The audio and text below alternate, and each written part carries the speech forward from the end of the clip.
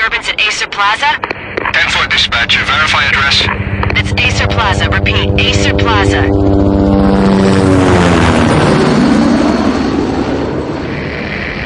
Shots fired on the rooftop. An assault in progress at Acer Plaza. Repeat, an assault in progress.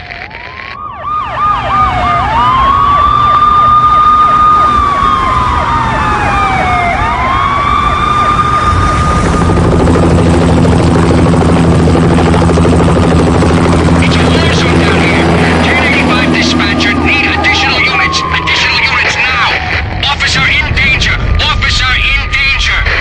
10-5, please repeat, 10-5, all units, emergency. Officer in danger, Acer Plaza, repeat, Acer Plaza, all units. They were all dead. The final gunshot was an exclamation mark to everything that had led to this point. I released my finger from the trigger, and then it was over. To make any kind of sense of it, I need to go back 3 years. Back to the night the Payne started.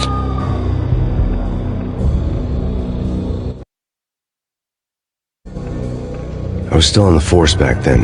NYPD, Manhattan, Midtown North Precinct, Hell's Kitchen. So when are you coming to work for me, Detective Payne? You'd make me work undercover in some hellhole. Sorry, Alex. Michelle and the baby come first. See? My last smoke. It's bad for the baby. That's you, Max. A regular Boy Scout. See ya, Alex. Still on for poker Thursday night, right? Like taking candy from a baby. Life was good. The sun setting on a sweet summer's day. The smell of freshly mowed lawns. The sounds of children playing. A house across the river on the Jersey side. Beautiful wife and a baby girl. The American dream come true. Honey, I'm home. But dreams have a nasty habit of going bad when you're not looking. The sun went down with practiced bravado. Twilight crawled across the sky, laden with foreboding.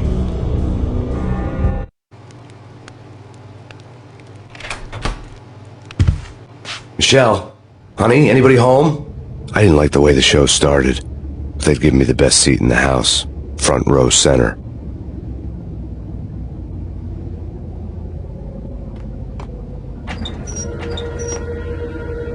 What the hell?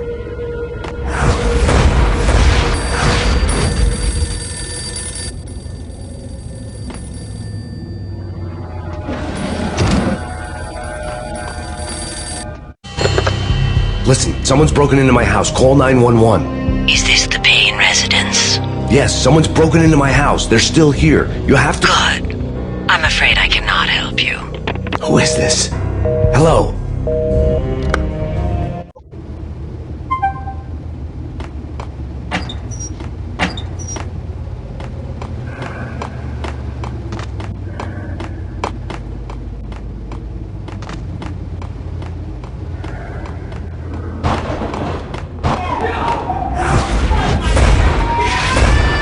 Michelle!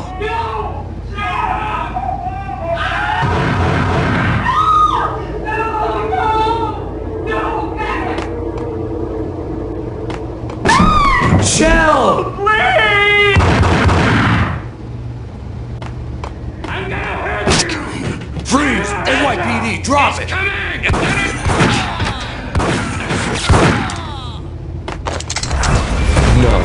No, please, God, no.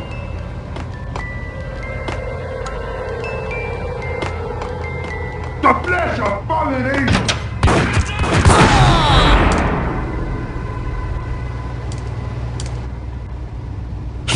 No, God, no, please, Michelle. Oh, baby.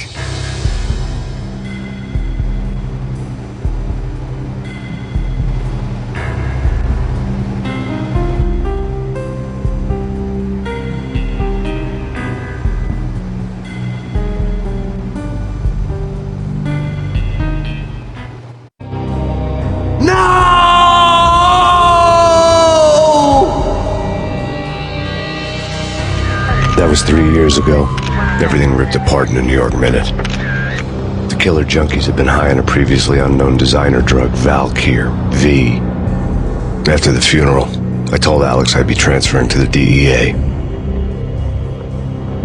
took us 3 long years to get a break in the Valkyr case. Then, finally, 2 months ago, a dime dropper tipped us off that Jack Lupino, a mob boss in the Punchinello crime family, was trafficking.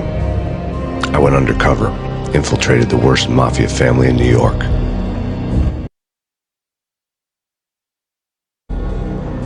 I came in from the cold and the dark. Outside the city was a cruel monster. I've been slowly working my way from the small time to the big fish, trying to get to the source of the drug. Alex and BB were my only contacts in the DEA, the only ones in this decrepit city who knew I was down here. BB here. Something urgent has come up with Jack Lupino. You need to meet with Alex immediately at the Roscoe Street station. I hadn't had a face-to-face with Alex since I'd gone undercover. Outside, the mercury was falling fast. It was colder than the devil's heart, raining ice pitchforks as if the heavens were ready to fall. Everyone was running for shelter like there was no tomorrow. It didn't get any better when I got to the subway. The feeling hit me like a point-blank shot straight in the face. Something was not right about this. My Beretta stirred nervously under my coat, but the train doors had already shut behind me, and I was in for the ride. Next stop, Roscoe Street Station, and Alex.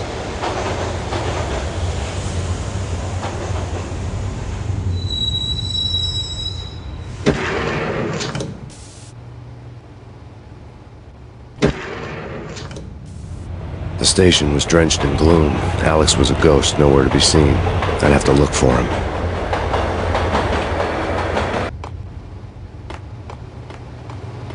The gate was locked. Alex wouldn't have set up a meeting at a closed station. Something was off.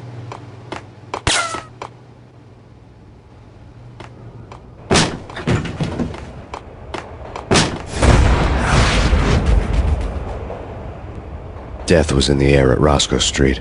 I'd have to find Alex fast.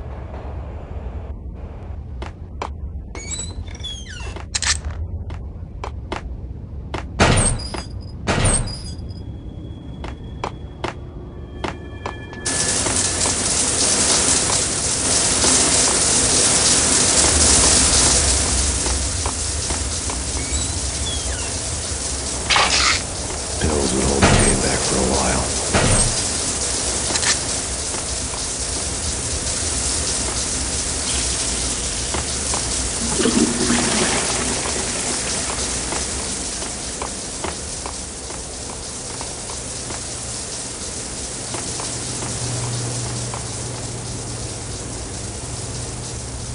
Hold it!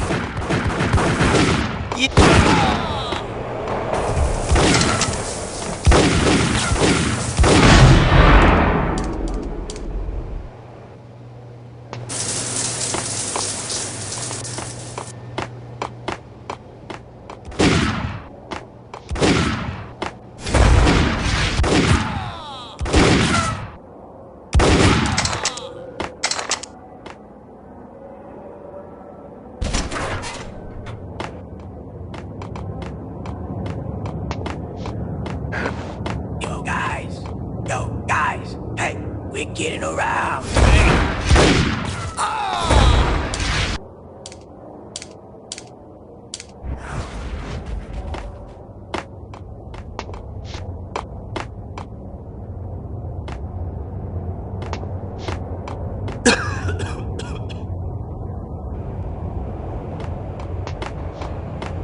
Hey!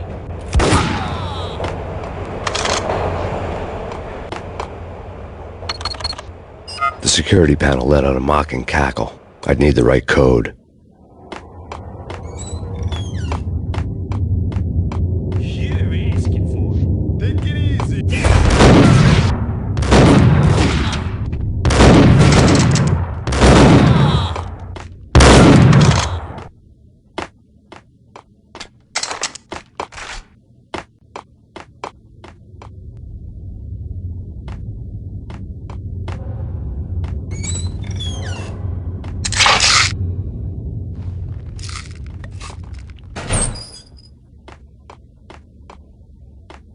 While looking for Alex, I had ended up in the middle of a big-time crime operation.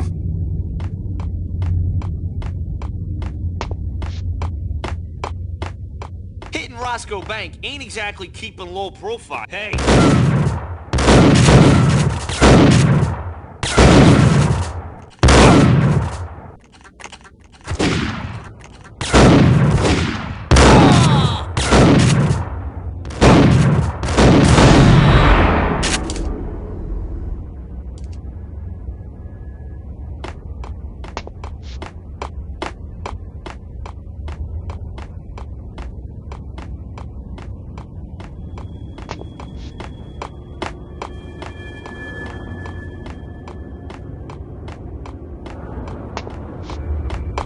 kiss it goodbye.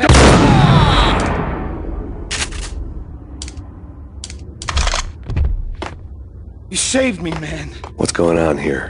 A massacre. These armed thugs just appeared from nowhere. We need to get help. I can make the call from the control room 1 floor up. Can you take me there? Sure, sounds good. Follow me.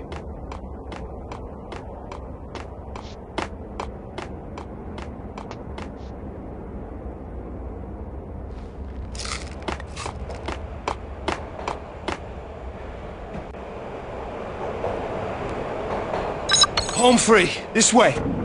Look out!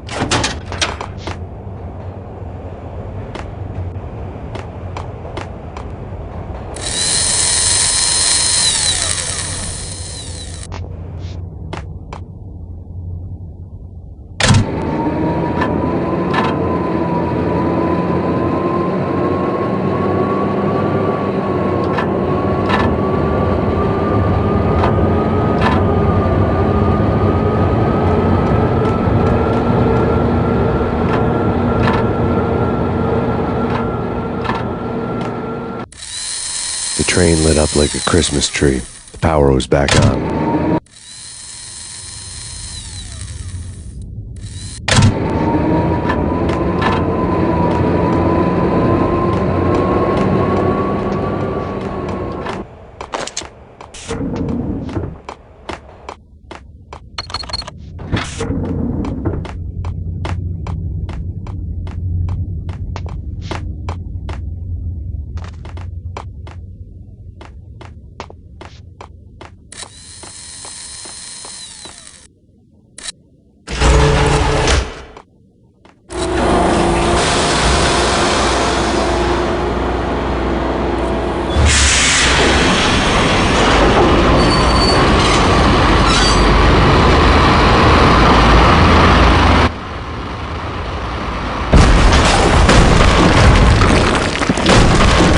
So much for being subtle.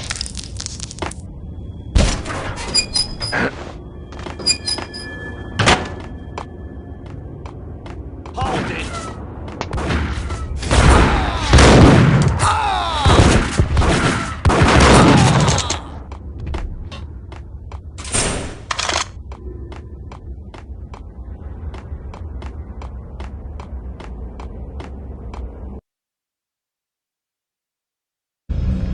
The rusty door led to an abandoned part of the station, closed off since the early 40s. Something big was going down in Roscoe Street. Maybe that's why Alex had wanted to meet me here. Maybe not. One way or the other, I was going to find out.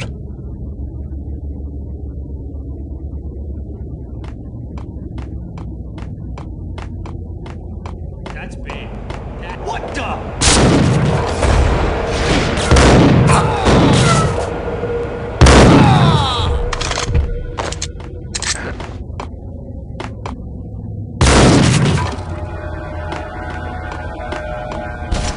Hey, yeah!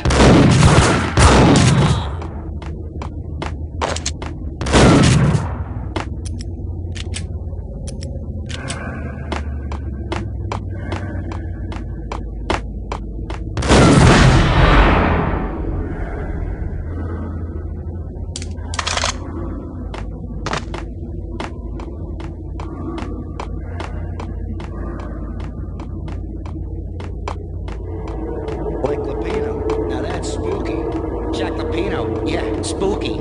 But also it's like... Get him! Get him!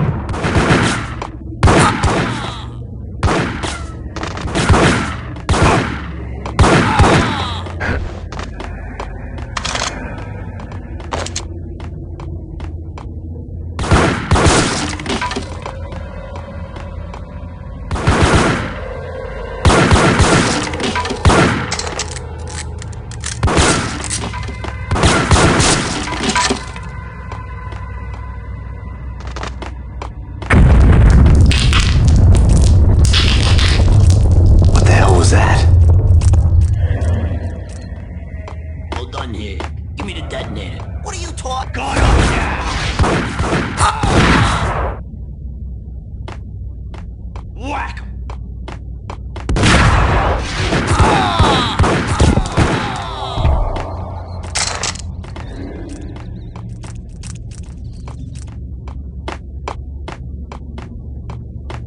The door had been welded shut ages ago and the bomb was missing a detonator.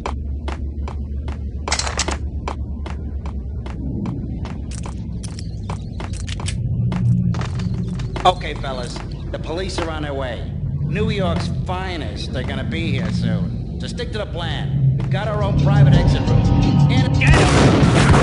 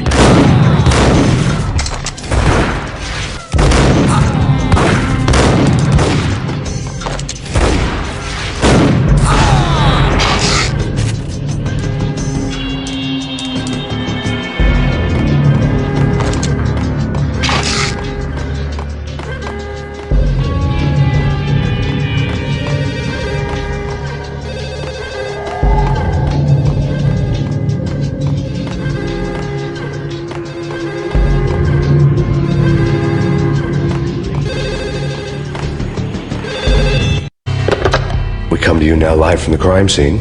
Who is this? Right back at you. This is Deputy Chief Jim Bravura from the NYPD. You are to cease your criminal activities and surrender immediately. Sure thing, Jim. Me and the boys have been talking and everyone's real sorry. They'll never do it again. Who the hell is this? Being placed at the scene of a bank robbery wouldn't have tipped the odds in my favor.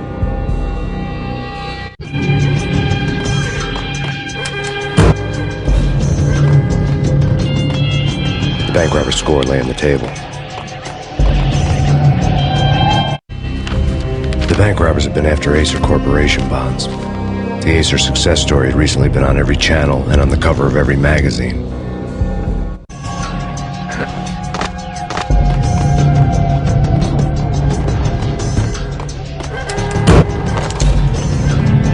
The bank robbers had left their tools on the table. Judging by the detonators, the crooks had bought enough explosives to send Lady Liberty into orbit.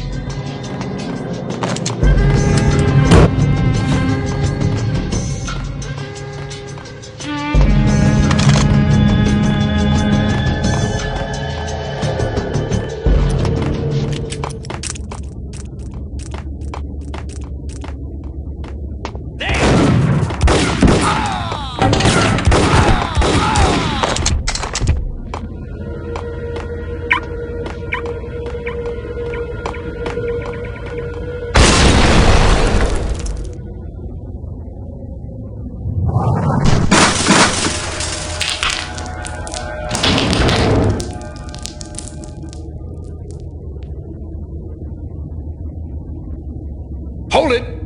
Max! Jesus, you almost gave me a heart attack! I nearly shot you! Alex, I'm glad to see you. What the hell's going on? There are more corpses here than at the city morgue! It's an armed robbery. A tunnel job straight to the Roscoe Bank vault through the old station wall. Is this why... This is Lupino's gig? This is Lupino's doing? Lupino's men? Really? You sure know how to pick a place? Can you get through? No, it's locked. We gotta get out of here. If it's Lupino, it's... Alex? Alex!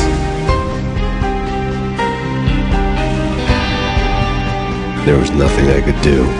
He was dead. I could tell by the empty, accusing stare of his eyes.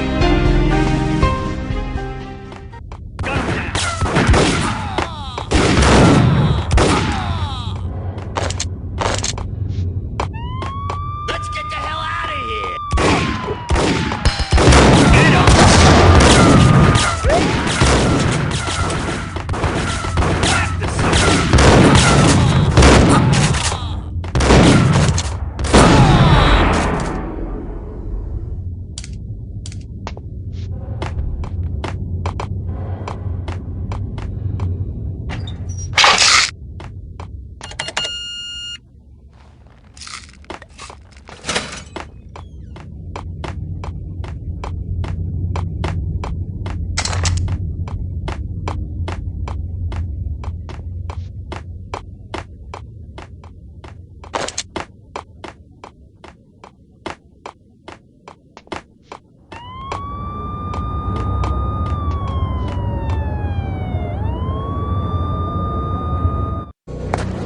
Alex had kept me relatively sane for the past 3 years.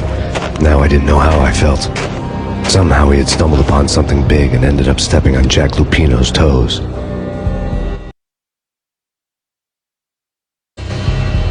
Lupino ran his racket of sex, drugs, and contract killings from a sleazy hotel in a slum block of tenements.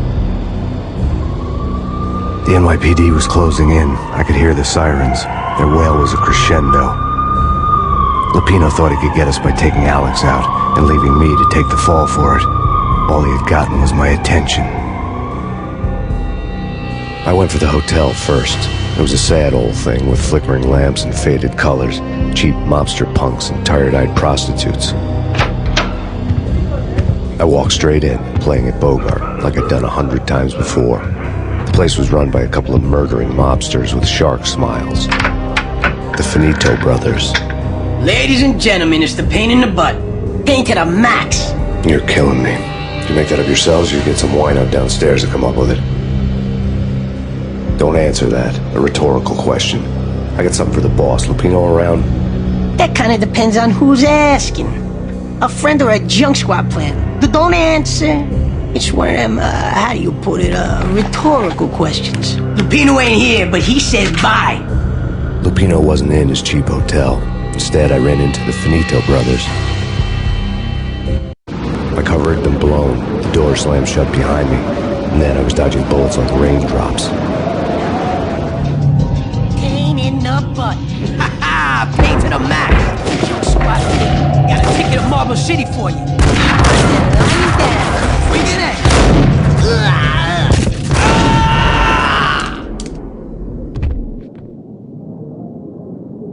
A letter on the desk caught my eye.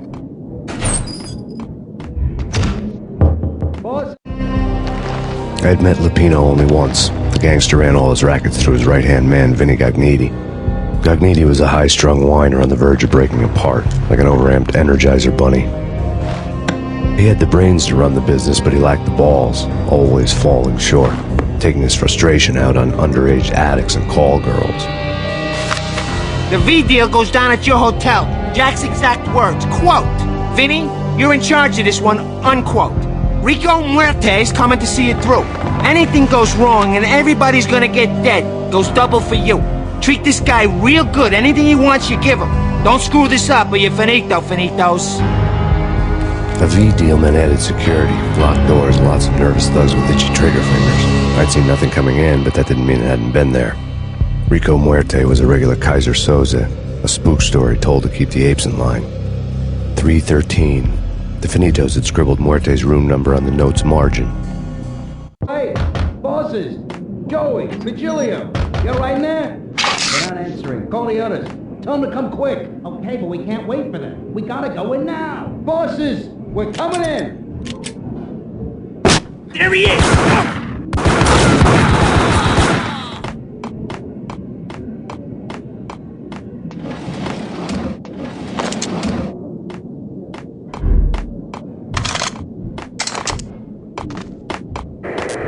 The NYPD has been out on massive Payne.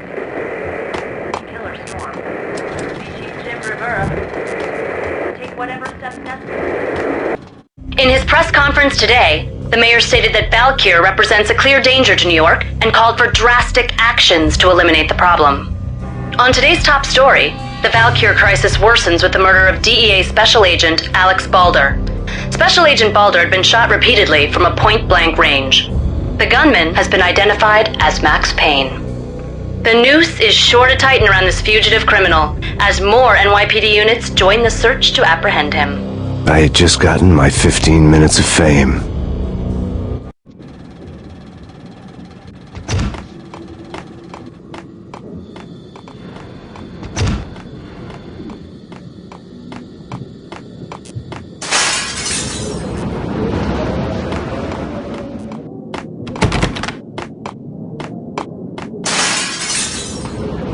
Yeah, something's wrong with the bosses. Payne's there and they're not answering.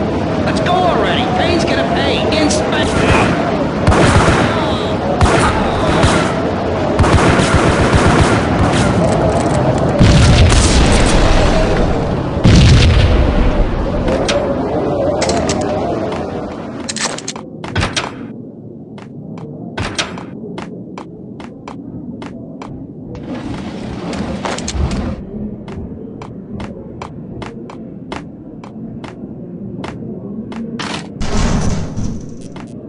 Yeah.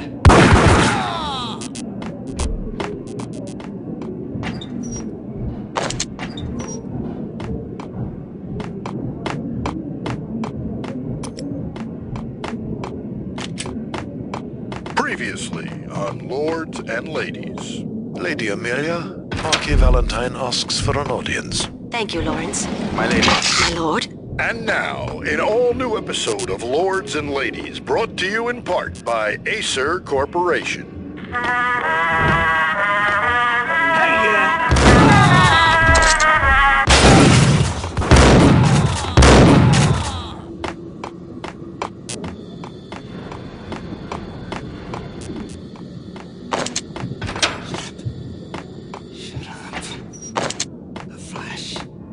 V head junkies could go off without a warning. I had to be careful. I'm gonna hurt you.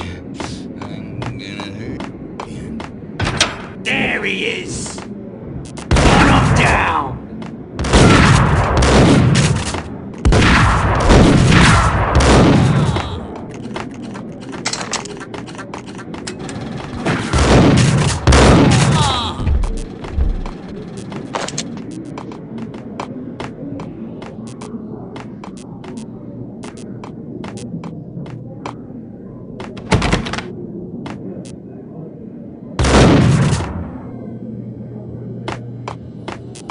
Piece of crap!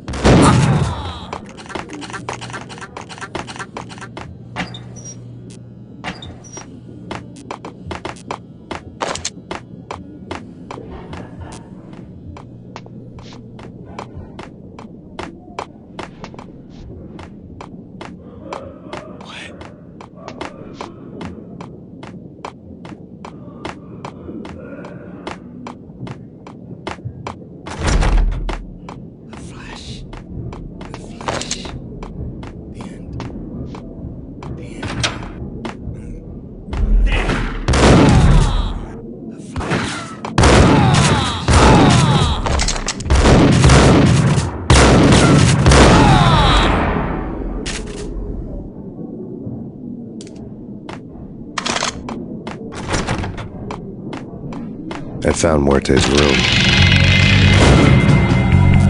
Muerte had received a letter.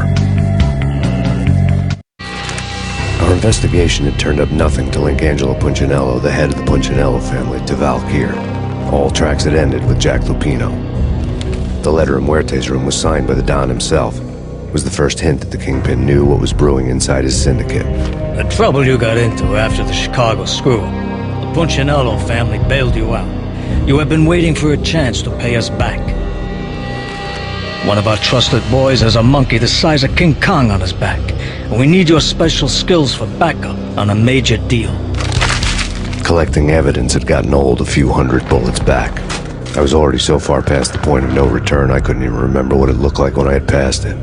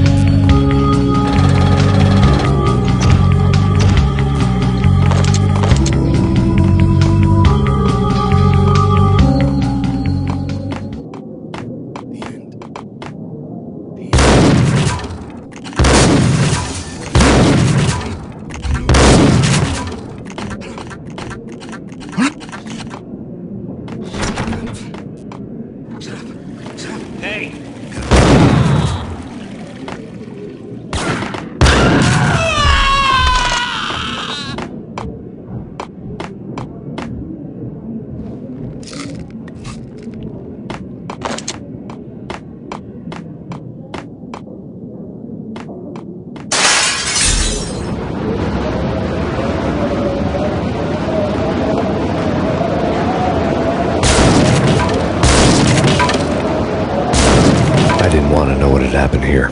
It was not a pretty sight.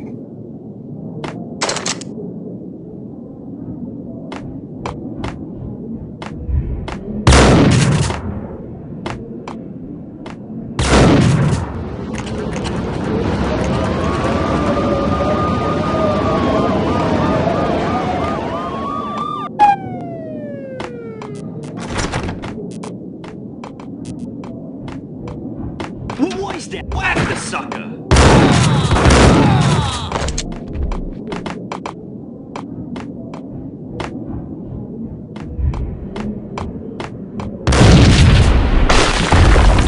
What the? Told you. God damn! I thought it was a bomb for sure. Nah, the Russian wouldn't dare. This has been waiting to happen.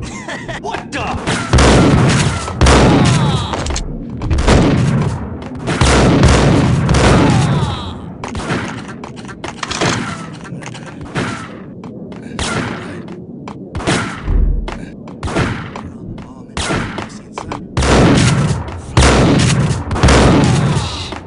I think I died. Think I'm dead.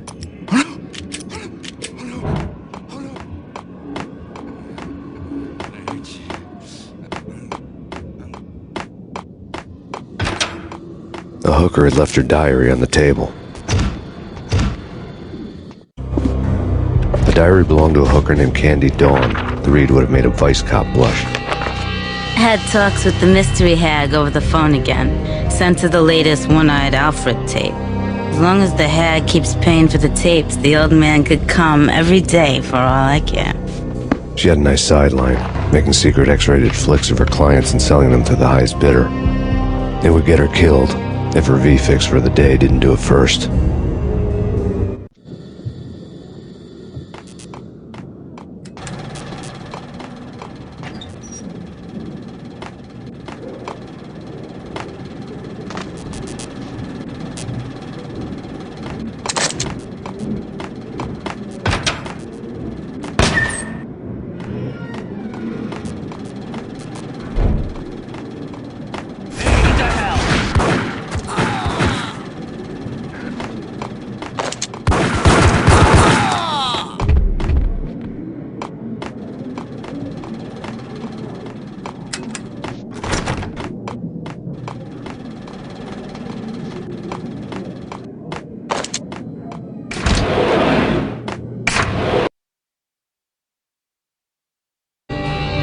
The old service elevator rumbled down to the bowels of Jack Lupino's hotel.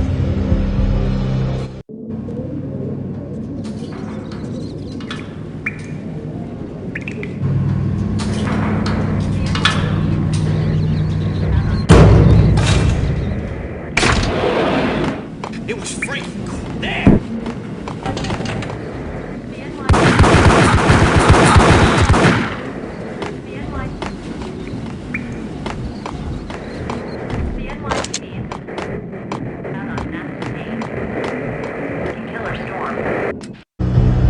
A winter storm warning is in effect in the whole tri-state area, as both freezing rain and heavy snowfall continue. Many roadways are already closed, and people are advised to stay indoors. The severe blizzard has ravaged New York for 3 days now, with no end in sight. We'd been snowed from the start in the Valkyr case. The forecast said there was plenty more where that had come from. But the snowbound city was on my side. Less chance of innocent bystanders getting caught in the crossfire.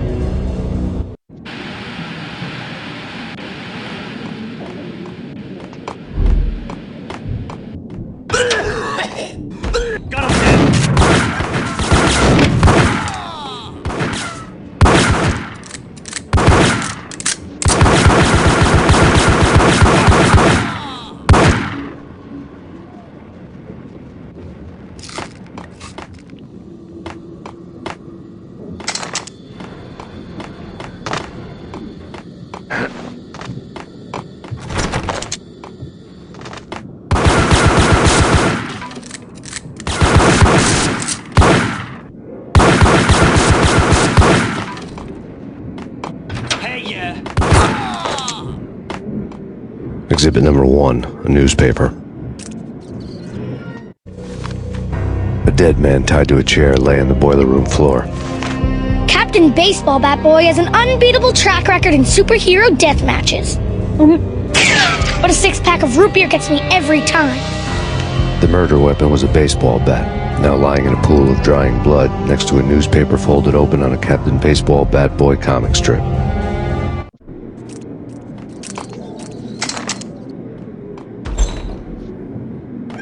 Take vampire movies. Why are they always set in L.A. or Mexico? I can't even get a tan. If I was a bloodsucker, I'd move to the North Pole. Winter's one long...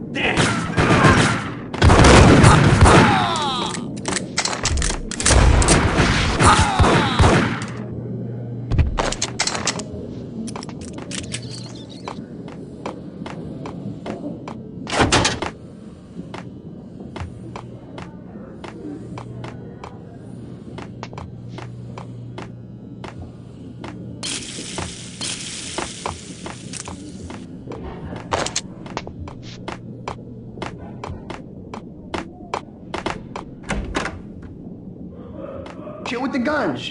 Trust me, you don't want to piss Muerte off. Gentlemen, let's do business. Green for green. Cheers at green-eyed angels. Amen. Gun him down.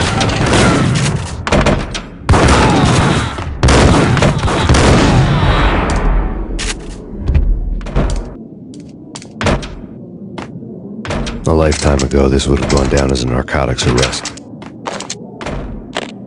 The transparent cylinders glowed green, full of Valkyr. It was dirty money.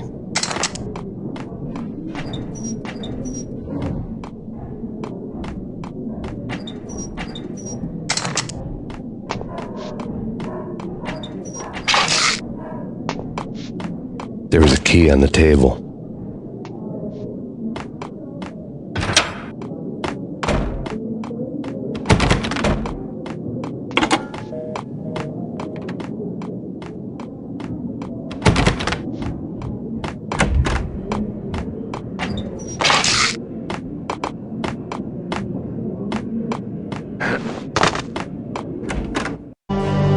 Two mad dog killers, ready to murder each other. They step into the next room, and I'm thinking, now they're gonna do it. But no, they sit down in front of a TV and solve their differences with the Kung Fu fighting video game. I tell you, Candy, I was so depressed, I strangled them both with the video game cables. Oh, Rico, you're so bad. I am, ain't I? Rico Muerte, big-time hustler. Who the hell? It's that cop. Muerte went for his gun. Do something. There he is.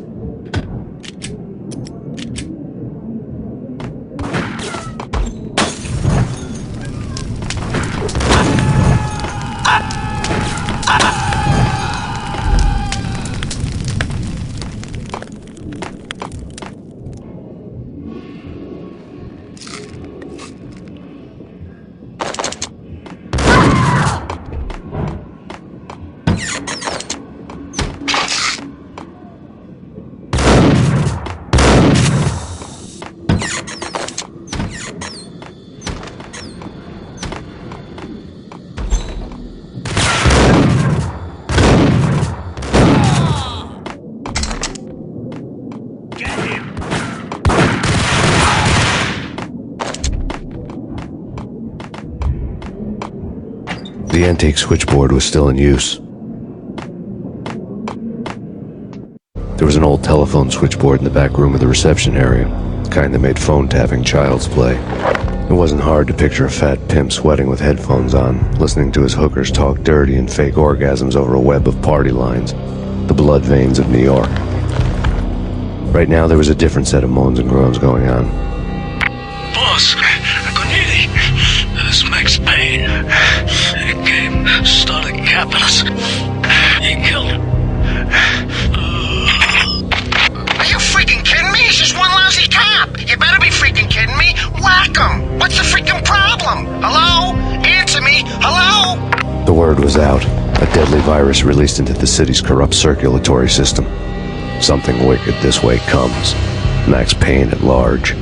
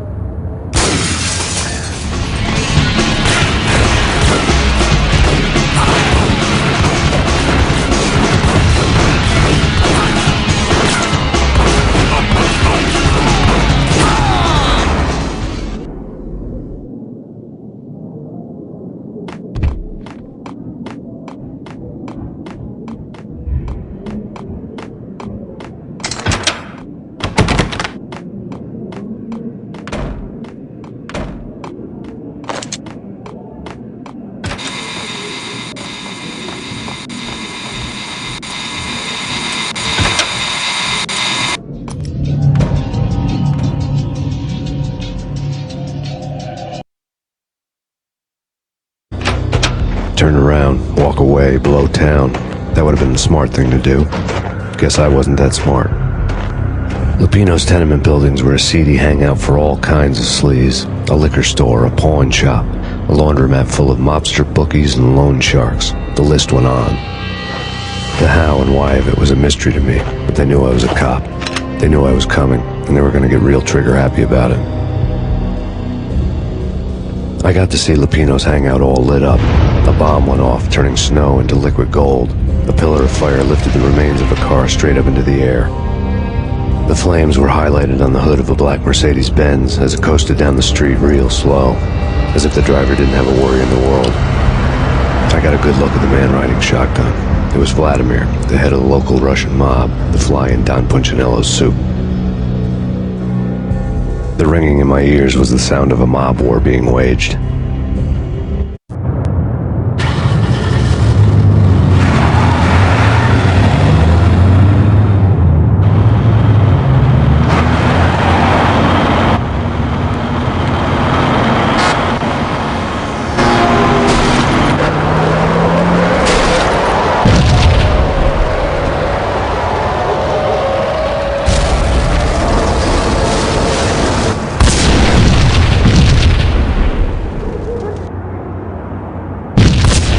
Another bomb exploded inside the closest slum building. It was a lucky break. The goons inside were spooked, but luck always came with a price tag. More bombs could still be ticking inside, and the cops would already be on their way. Jack Lupino's suite was on the top floor.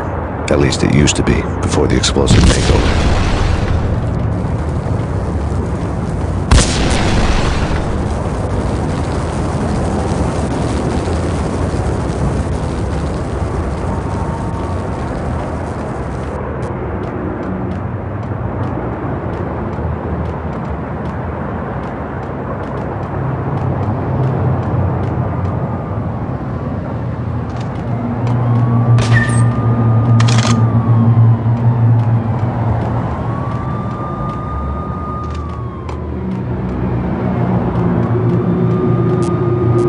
The headlines were a depressing read.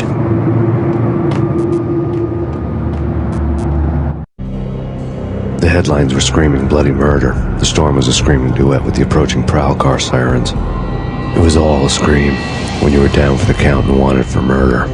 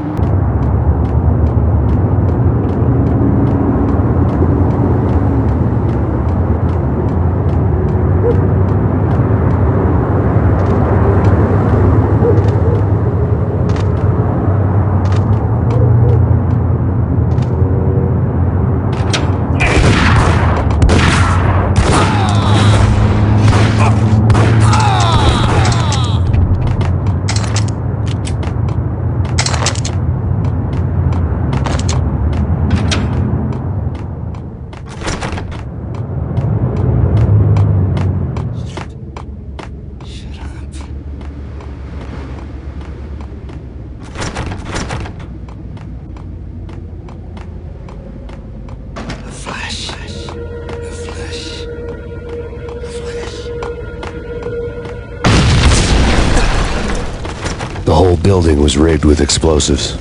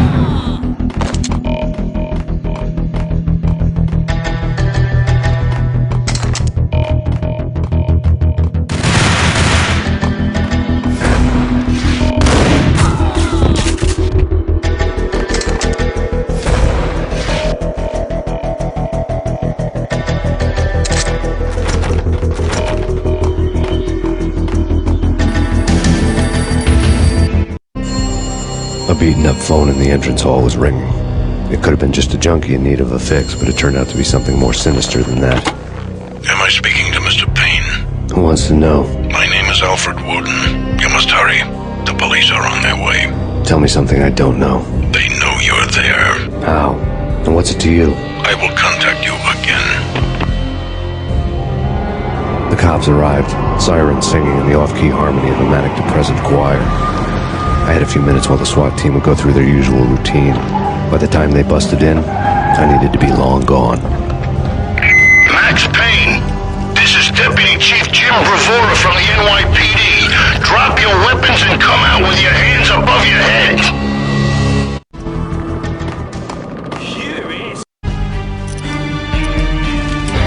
Easy.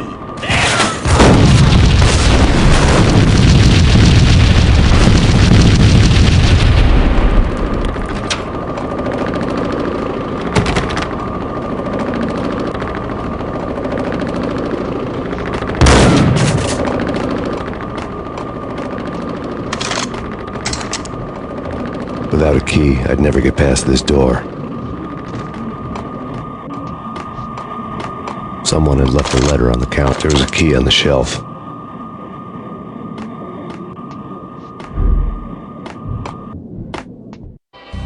Suddenly it all made sense. The bombs, the Russian mob boss making an appearance in person. Gognitti was his usual self. All talk and no walk. After our hit, the Russian has only a couple of guns left, and they can be bought. There's no freaking way he has the guts to try anything after that. As it turned out, the Russian had plenty of guts. One thing you could count on, you push a man too far and sooner or later he'd start pushing back. Put your hands so I can see them. Final warning. Surrender or we'll be forced to take action. Don't make us come and get you.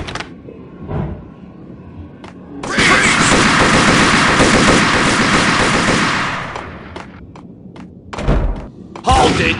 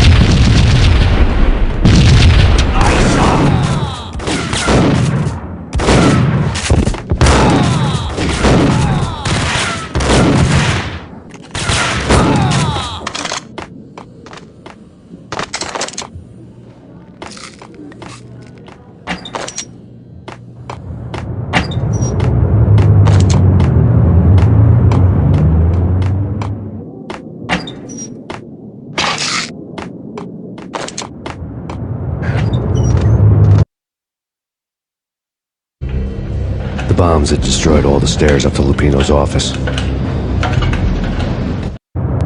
The alternate route led there by way of adjoining rooftops.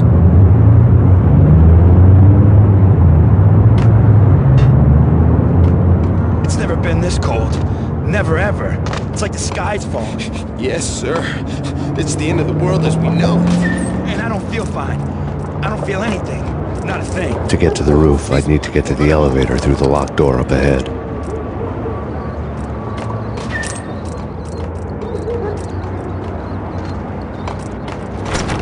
Pizza delivery. Never seen you before. Buzz off, Joker.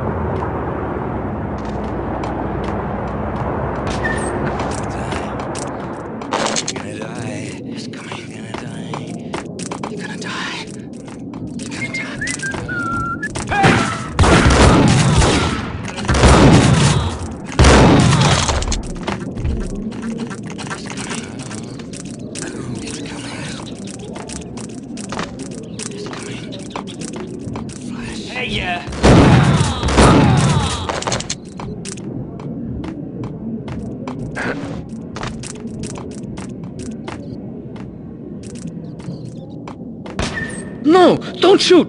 You know the clowns at the laundry? Me? No. You're no good to me then. What? No, the laundry, yeah. I know him, yeah. Get me in there. Okay.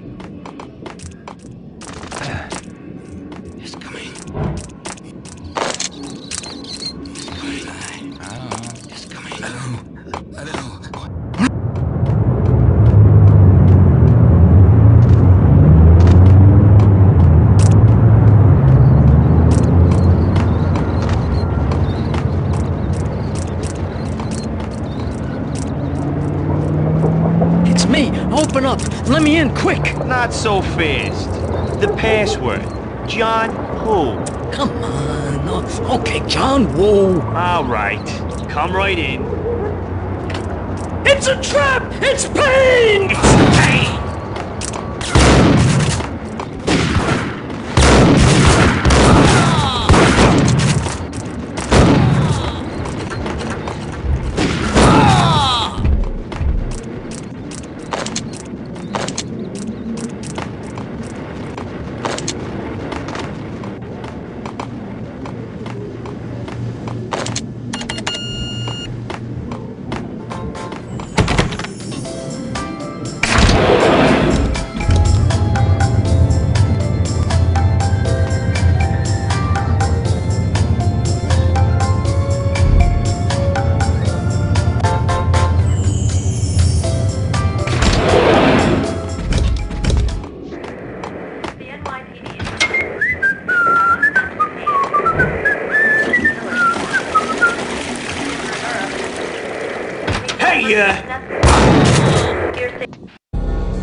New York City is in crisis tonight, with reports of Valkyr-related gang war in the streets of the Bronx.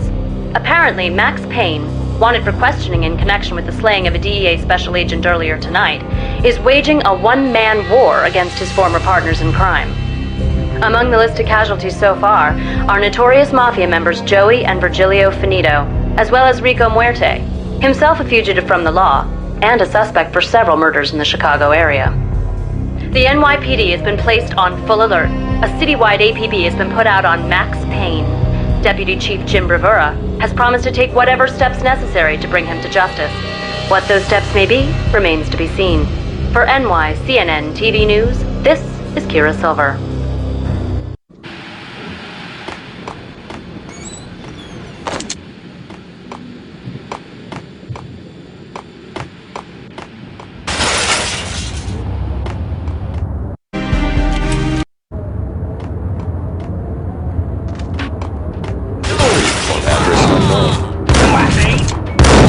I don't want to go there. It's the last place I'd want to end up. But that's where I always end up anyway. Only, it's not.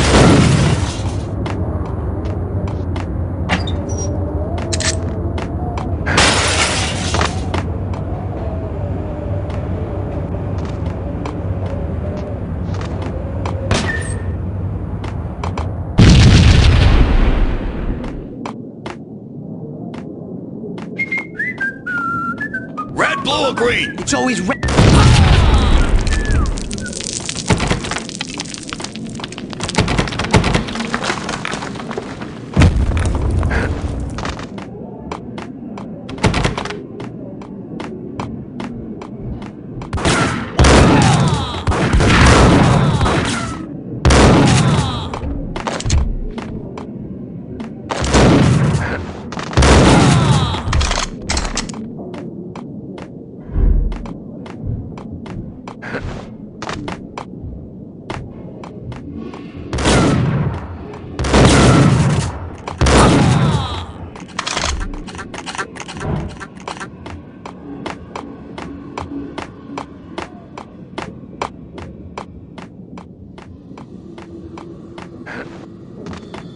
What the hell are you standing around here for? They're bombing us. What are you doing? You're doing nothing. What are you doing? This is war. Freaking war.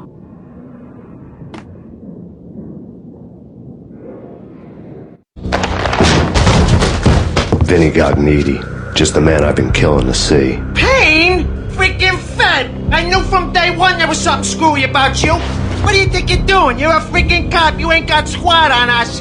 You can't just come in here waving your piece like it meant something. Yeah! Oh my god! Oh god, you shot me! Ah! You're dead, Payne! And what the hell are you waiting for, you apes? Kill him! Kill him! With pleasure, boss. Gognitti bailed. I made like Chow Yun Fat.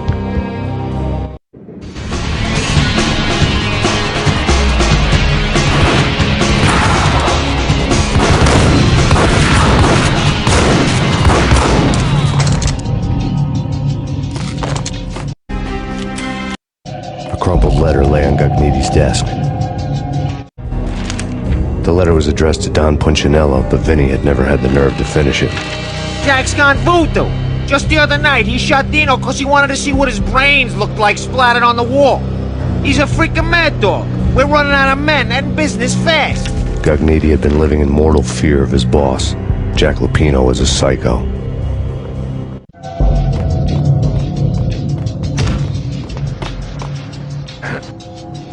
Vinny Gognitti was running scared. He could run, but with a bullet in his stomach like a broken bottle of Tabasco, he was quickly running out of time. He knew where his boss was, and I wanted to square things up with Jack Lupino. Gognitti would be moving fast. I don't know about angels, but it's fear that gives men wings.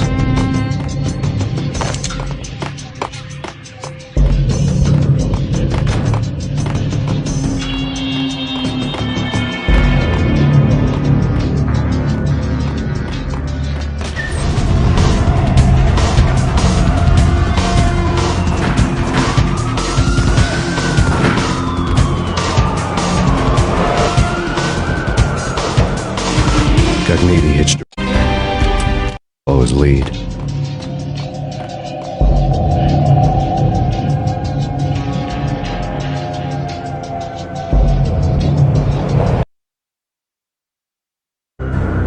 This was my second train ride of the night. The way it started didn't promise anything better than the last one.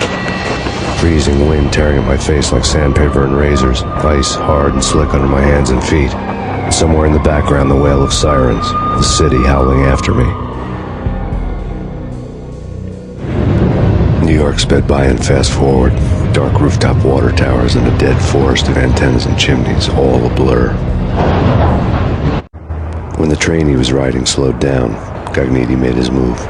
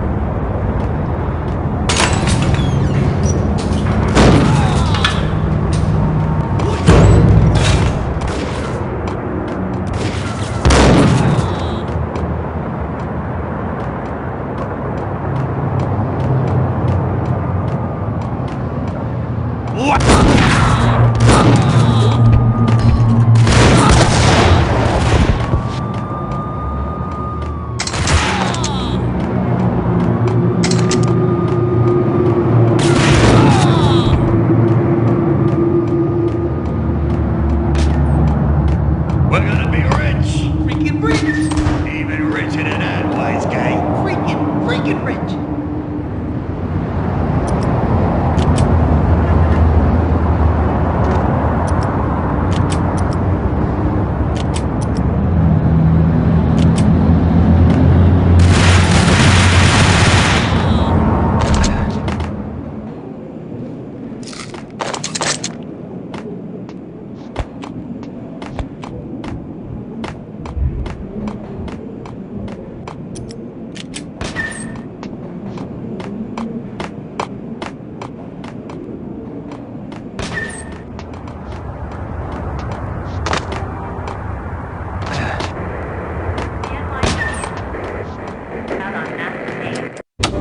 Max Payne has nowhere left to go. We are very close to capturing him. You'll get a full statement then. Right now, I've got better things to do, ma'am. That was Deputy Chief Jim Rivera from the NYPD with no further comment at this time. Apart from his suspicious food habits, I figured Bravura to be one of the good guys. Fate had just dropped us on different sides in this. But when it came to capturing me, he was way out of his league. I had already ditched the cops a couple of rooftops back. For now.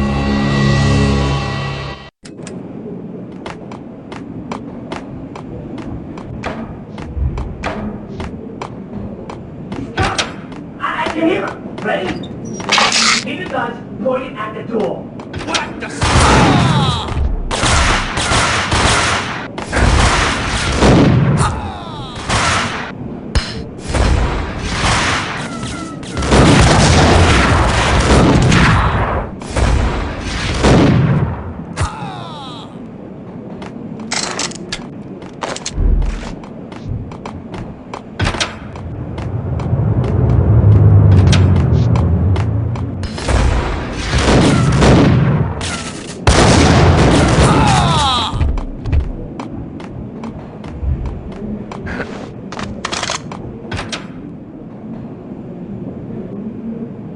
Open, goddammit! Payne! I'll kill you, you lousy freaking cop!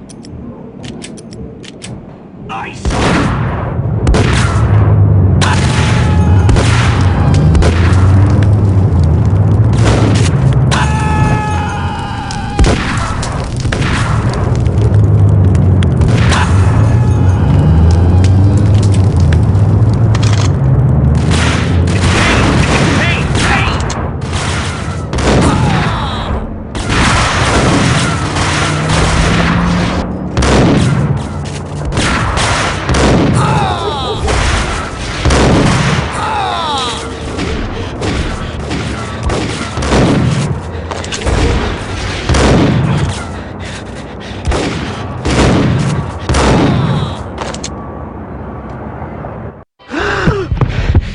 Gagniti ran out of steam in a dead-end alley with steam boiling out of the sewer grates like all the fires of hell were burning high beneath us. It was shakedown time. Where's Lupino? Screw you! Bad start, Vinny. Ah! Police brutality! I rate pretty high on that. You can't just hurt me in cold blood! Just keep telling yourself that. Listen good, Candyman. I'm not gonna be anybody's fall guy. I want to know where your boss is hiding. There was no glory in this. I hadn't asked for this crap. Trouble had come to me in big dark swarms.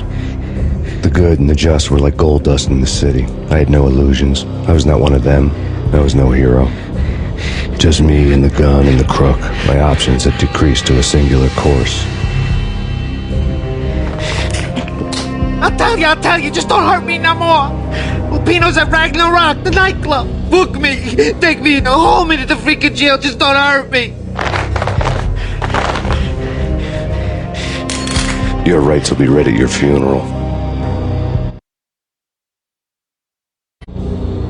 Ragnarok was Lupino's private nightclub, a den of drugs built into an old theater. I knew what waited inside. P-head junkies ready to explode in random acts of senseless violence. And Lupino's goon squad, the worst stone-cold killers this side of hell. Ragnarok was as inviting as a headache, flickering and flashing to a machine gun beat. The belly of the nightclub was a gothic theme park that began with bondage games and led to the nasty stuff from there. A cell with its dark messages, a cop-killing bullet through the heart.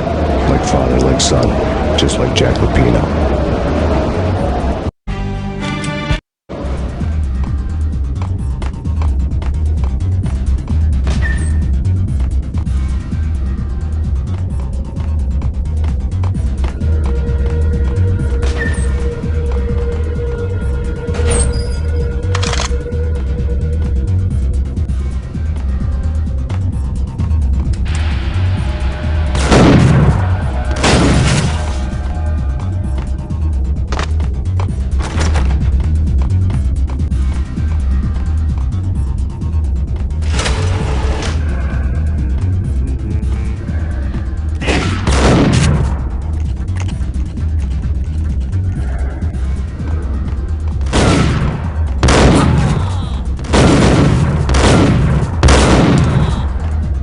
The book had never been a bestseller. Given the setting, I was surprised to find that somebody had been passing time reading.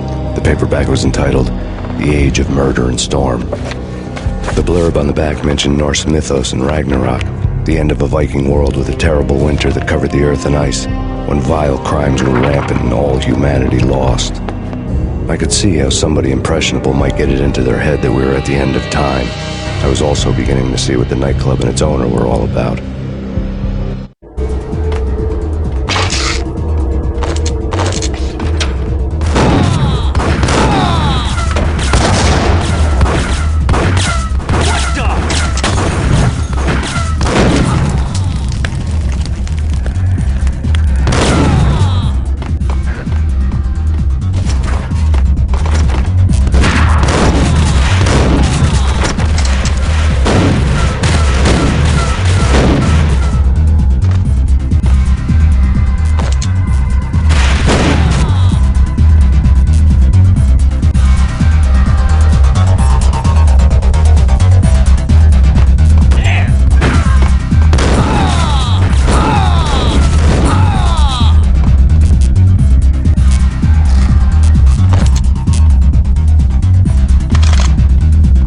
Books on the occult had been piled on the table. The room was stacked with light reading, such as Necronomicon, Witchcraft, and Paradise Lost. Old exotic titles like Malleus Maleficarum and De Umbrarum Reini Novum Portus. Books with pentagrams on their covers, all dealing with the occult and the infernal, lying between stacks of horror videos and a couple of Ouija boards. The only thing I could take seriously was the thought of Lupino taking it seriously. He had been spending a lot of time getting intimate with the guy downstairs.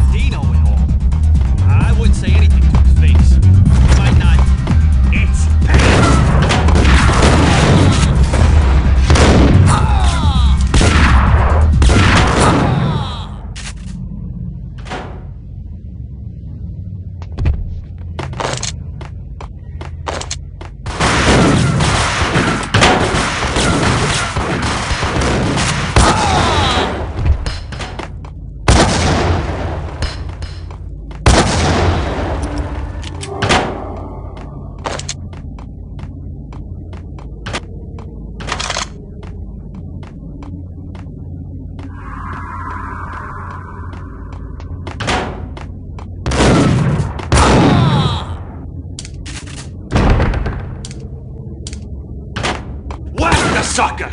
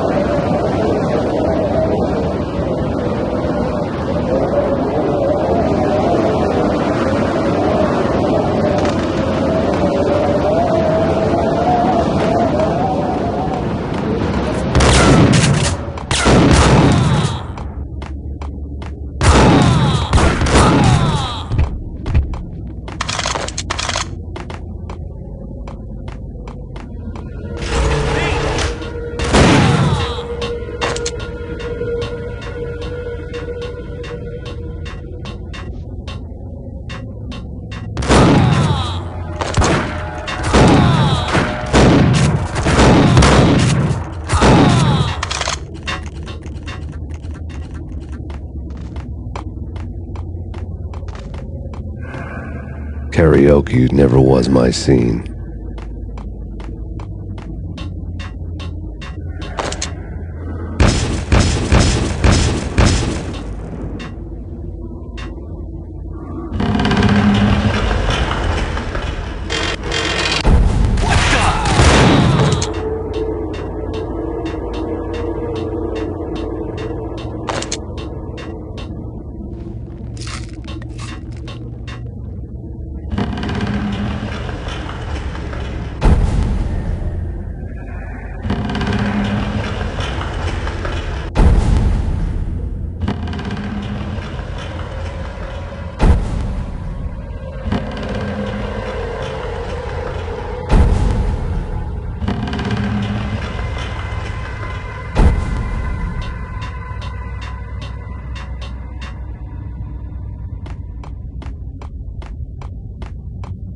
What the?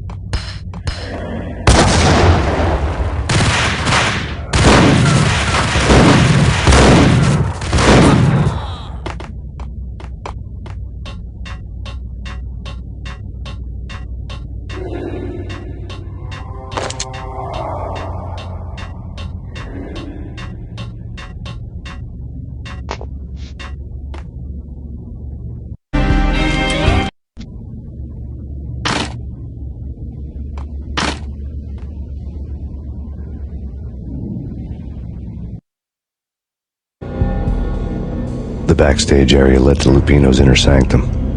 The hot air inside was like an invisible wall, thick with incense and something else, a sickly sweet smell that made you gag. This was the rotten core of the Big Apple. Lupino lurked somewhere ahead, like a spider at the center of his web, waiting. The vapors in the air started to make my head swim. The flesh of fallen angels! Come to me all!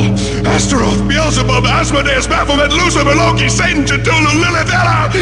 Blood to you all! Secret. Under the skin of reality. I've seen it. The corruption of flesh.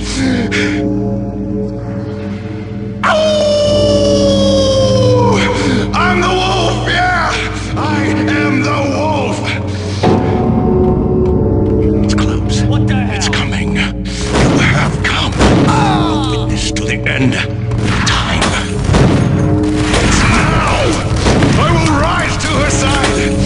I don't need the words! I'm beyond the words!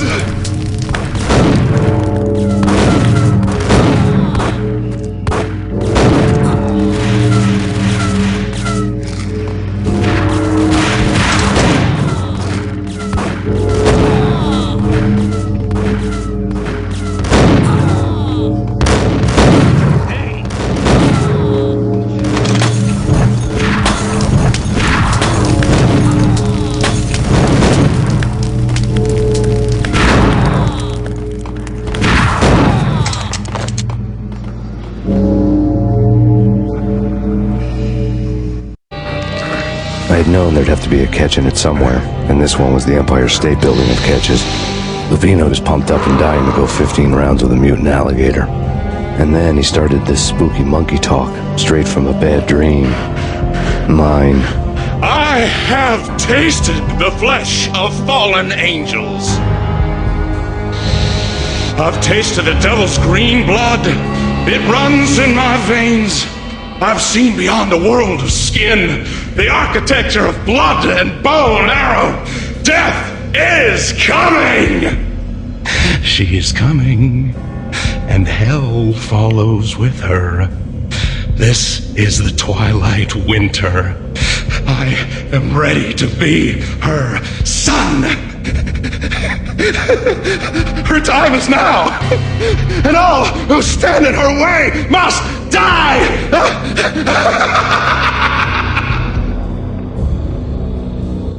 Die! You'll die! You'll die! Now! All die!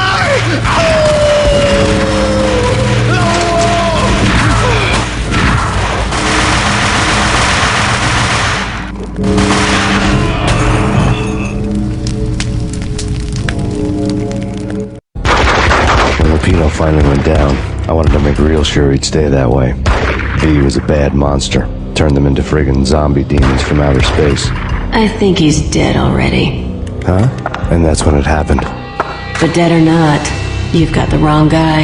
In stepped this knockout femme fatale, holding a gun to my face. I returned the favor. Lisa Punchinello. Lisa Punchinello was the Don's wife. Mona Sachs, Lisa's evil twin. Your safety's off, evil twin. You might hurt someone with that gun of yours. Lisa's the damsel in distress. I'm the professional. I'd blow you away without batting an eye. Sure, and you can check out my credentials splattered all over this joint. Jack couldn't have framed you. Not the state he was in. We're after the same slime bag. Angelo Punchinello's the one who murdered your friend and framed you with it. You know this for a fact? I've got my sources. I don't have a clue these days. I just shoot them as they come. Who put a contract on the Archfiend? This one's mine. I hate the guts of that sadistic wife-beater. Why not pool our bullets for this one? I thought you'd never ask. My finger was starting to twitch. How do you like your whiskey? I'm easy, as long as you don't try to slip me a Mickey. You're a real angel, Max. It was good stuff. Tasted sweet as honey going down. Nothing personal. Can't risk you going berserk and getting Lisa killed.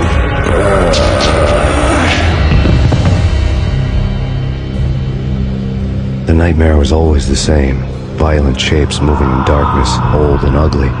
The killer's mad laughter was a riddle filled with wicked innuendo.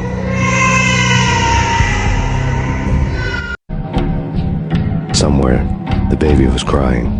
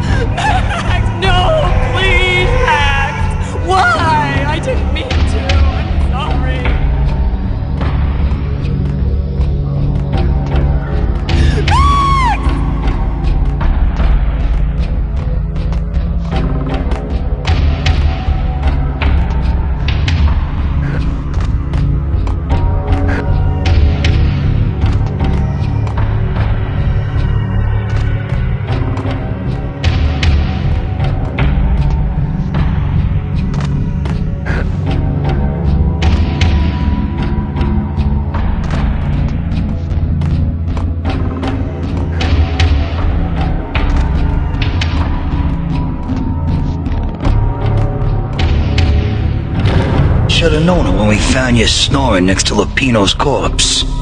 A comedian, huh?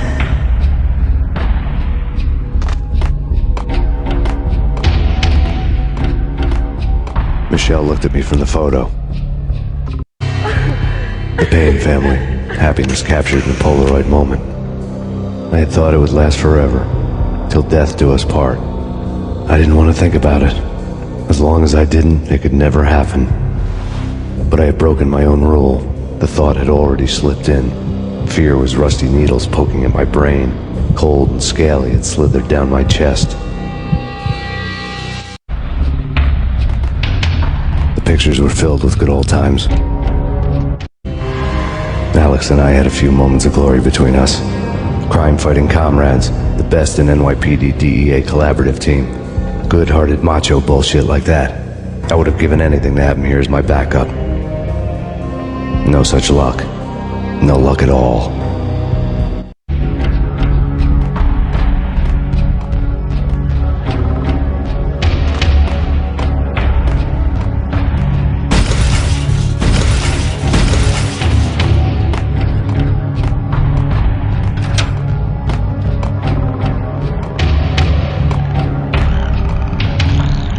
I really left the Captain Baseball Bat Boy's my favorite.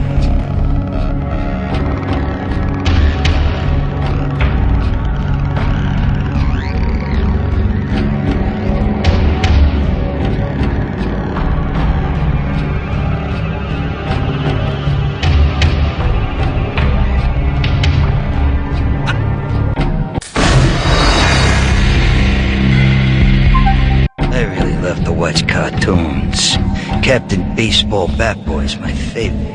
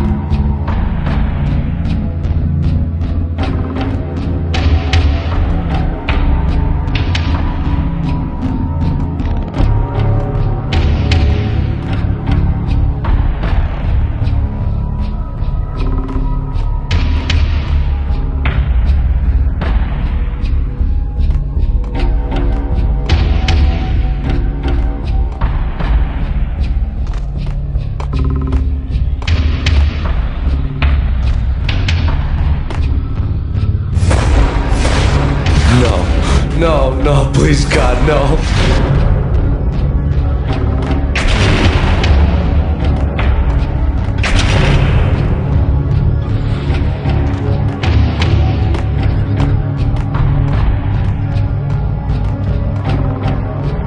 Slice them, dice them, shoot them full of holes, blow them to bits, vaporize them, disintegrate them. No matter what you do, they'll still be back good as new. Michelle's diary lay on the table. Max, no, please, Max. Why? I didn't mean to. I'm sorry.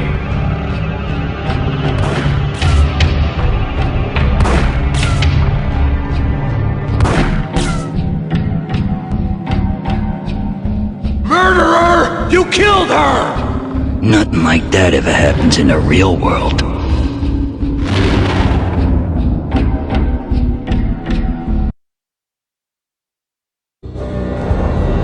I woke up in a bad dream. My head felt 2 sizes too small for my brain. Max Payne. I envy your name. And the killer was smiling. Pleased to meet you.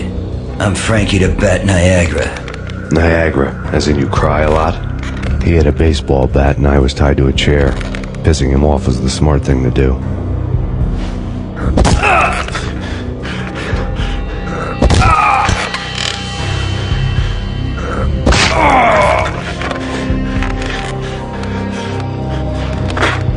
Nothing wrong with a little laugh now and then. Take me, for example. I love to watch cartoons. Cartoon violence is a fascinating thing. Let's take a break. I need to take a leak and maybe grab a cold one at the bar. Don't worry. I'll be back to finish this off. And then, it's checkout time. You play, you pay, you bastard. He swaggered out, and the door clanged shut behind him, locks clicking into place. Everyone makes mistakes. Mine hadn't been to crack jokes about the goon with the bat. He'd have cracked my skull regardless. It hadn't even been to trust a girl with a gun. I had blindly gone after the first bad guy on my hit list when I should have been aiming further up the ladder, at the head of the Punchinello family.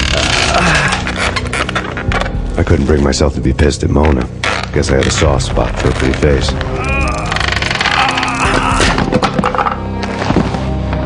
But when somebody decides to play baseball with your head, you tend to get sore. They had dragged me back to the basement of Lupino's hotel. I was beaten, bruised, and blue. I felt like the chair I had broken to get free.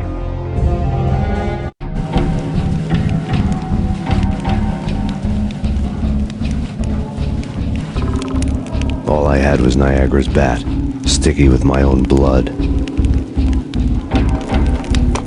Without a gun, I'd be no match for Frankie's men. I'd have to play hide and seek with them.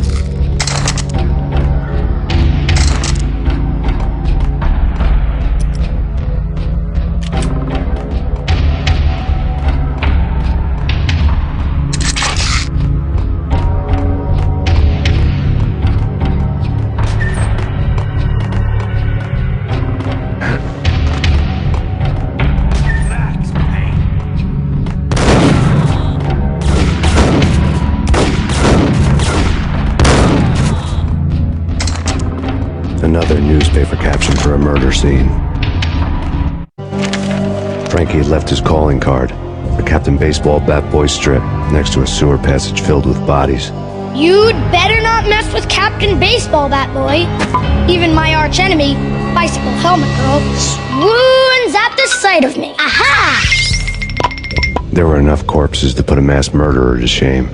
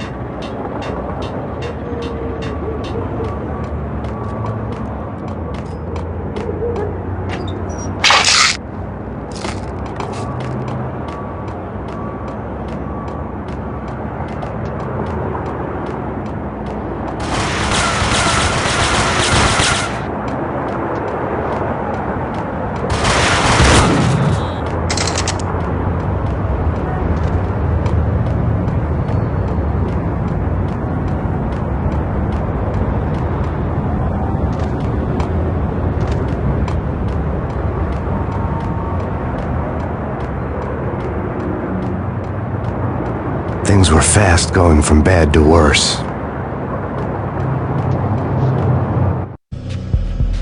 The men in blue had come and gone. They had decorated the place with chalk outlines and tied it together with yellow tape. The cops who had stayed behind were dead. Frankie, his boys, and I had the place all for ourselves.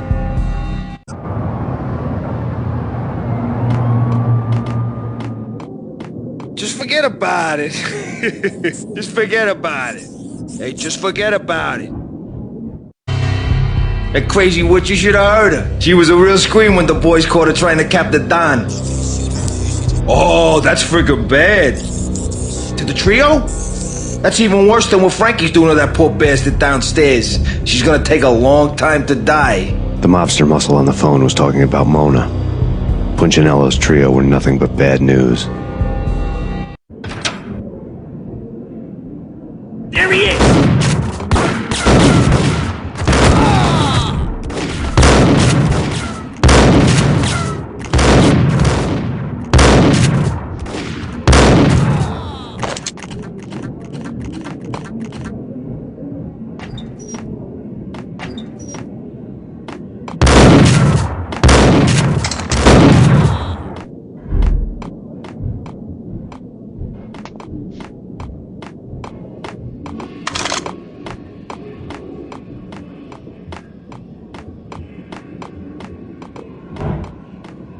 More evidence that Punchinello didn't like me much.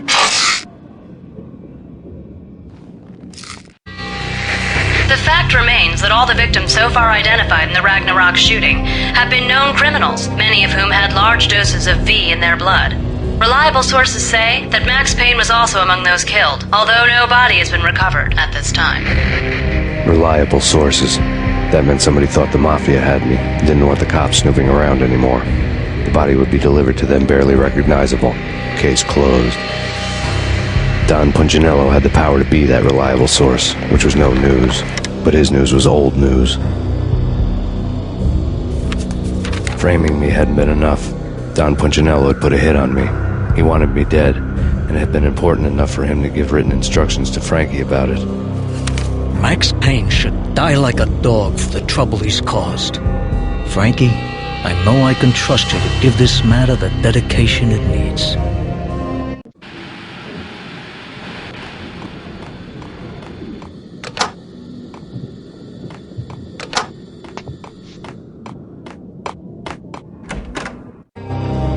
The hotel bar was fast developing quite a history. True to his words, Frankie was there, having a beer. Jesus Christ. How the hell did you get loose? Got bored waiting. Thought, what the hell, we could just as well finish this here.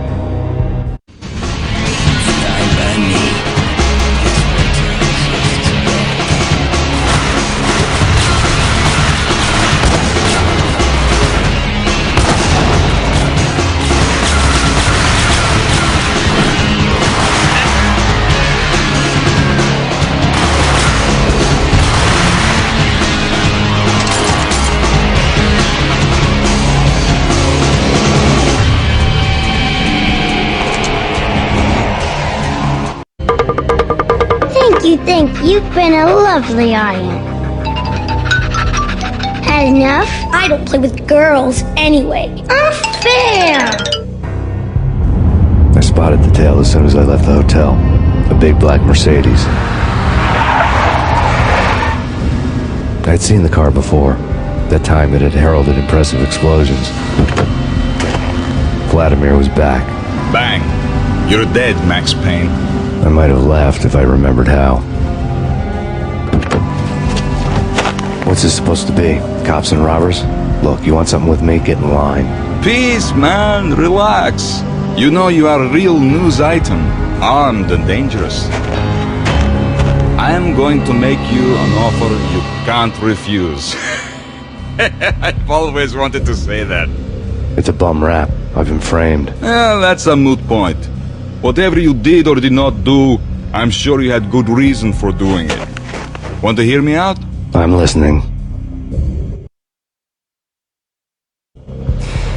Punchinello messing with V is bad for business all around. But that's not all. There is this guy, Boris Time, used to pull jobs for me. He's the captain of the cargo ship Charon. Now the bastard turncoat has gone over to the other side, Punchinello's. The ship's loaded with high-res hardware, guns, my business. If Punchinello gets hold of that cargo, he's won and I have lost. And you'll have your work cut out for you. If you want to get to Punchinello, you'll need heavy-duty persuaders. I am just the man to get them for you. Change the ship back under my flag, maybe pop 2 in the traitor Time's head while you're at it. You'll get enough guns to start the apocalypse. You in or out? Let's get this show on the road. Vladimir was one of those old-time bad guys with honor and morals, which made him almost one of the good guys. None of us was a saint. The Brooklyn riverfront was a maze of rusty containers, sharp-boned cranes looming up from the snowstorm. On a night like this, you couldn't help but think of the dark army of dead men sleeping with the fishes, cement shoes in line. No Minotaur lurked in this labyrinth, but somewhere out there, on the clanking deck of his cargo freighter, the skipper of the Chiron was waiting, like the ferryman in the river Styx.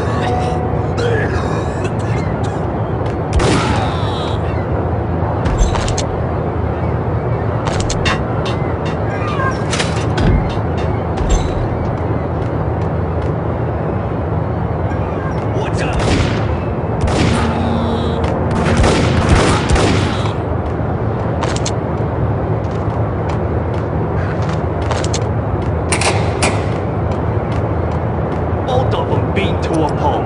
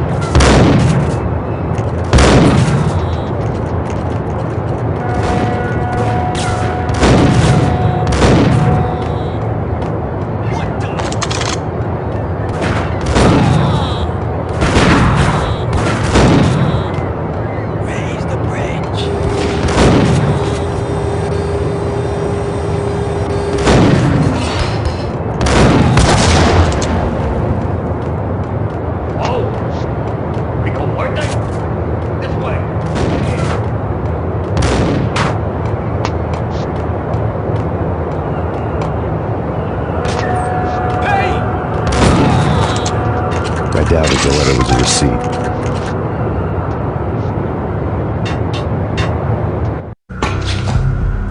Rico Muerte had come to town to do more than just sort out family troubles. Exhibits number 1, 2, and 3.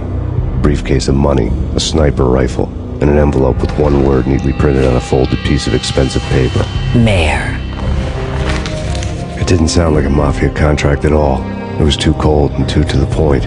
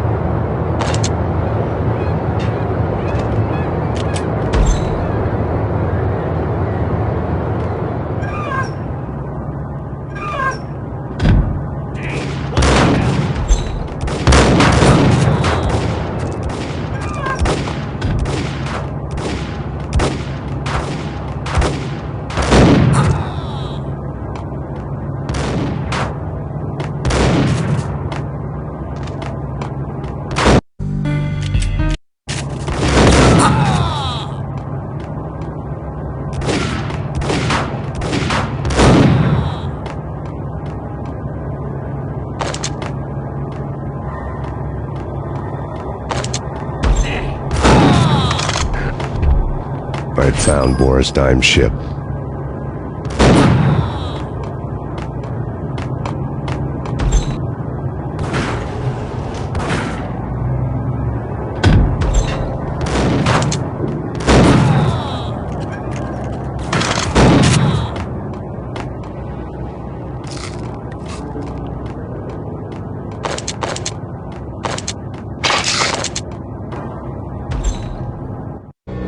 Rust had crept over the sides of the cargo steamer a long time ago. Boris Dime would be on board. I'd have to smoke half of his crew to even get near the gangplank. Guns were probably being kept in the hold, buried amidst the rats and oily water.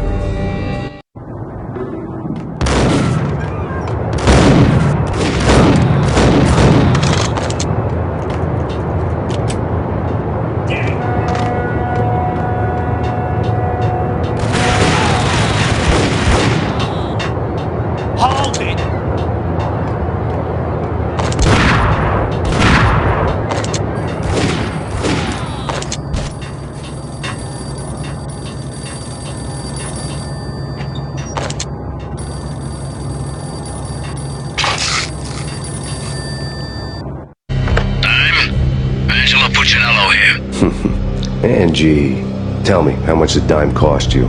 I bet it was more than his name. Max Payne. Right the first time. You're dead, punk. You sure you're not confusing me with Boris here? But you are right, of course.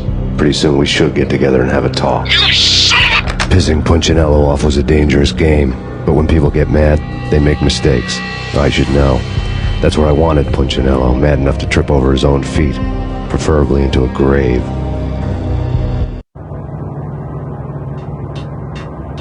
Dime! Dime! Ah! Dime!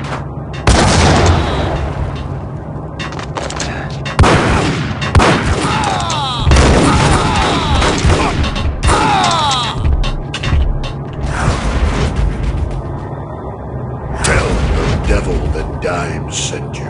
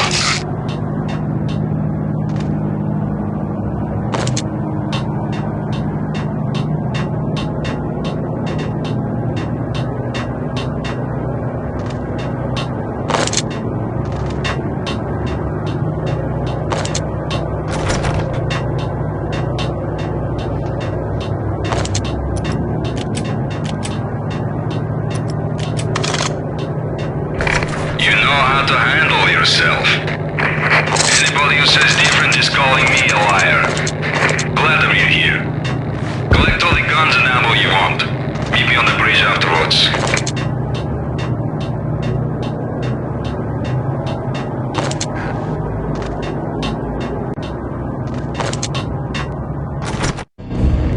Did you get everything you need? Check. I owe you. Anything you need. This is my solo.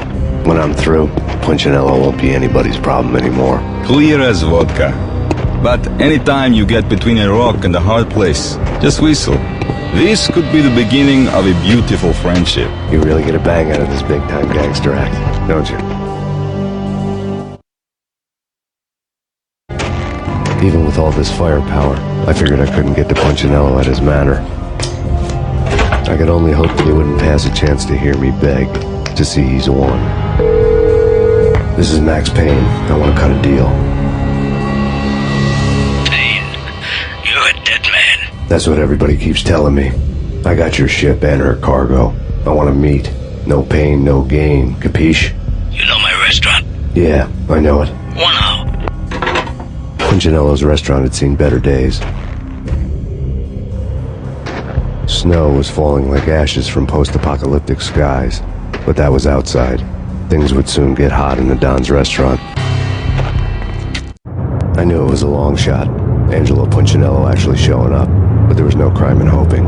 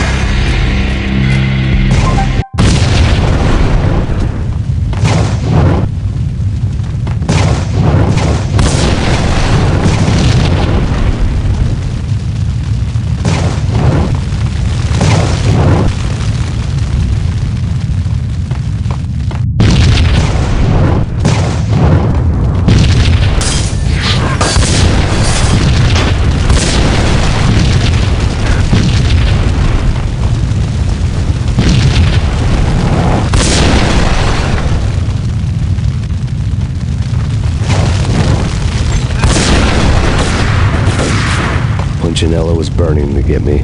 The feeling was mutual. He was trying to put out my flames with gasoline.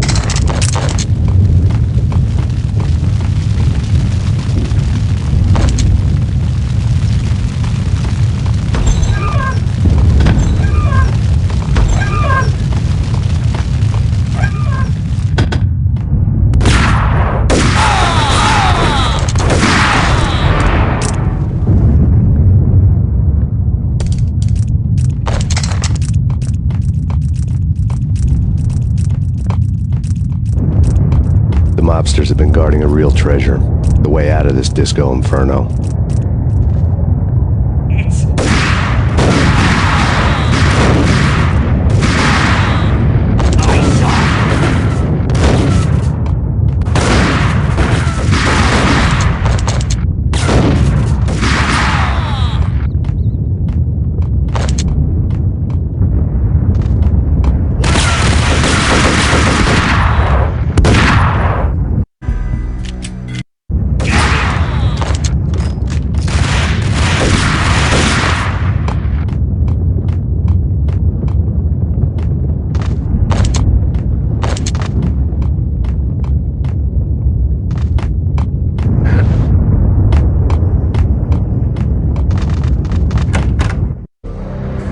Vlad had seen my smoke signals. The Mercedes was revving to go, almost drowning out the banshee wail of the sirens.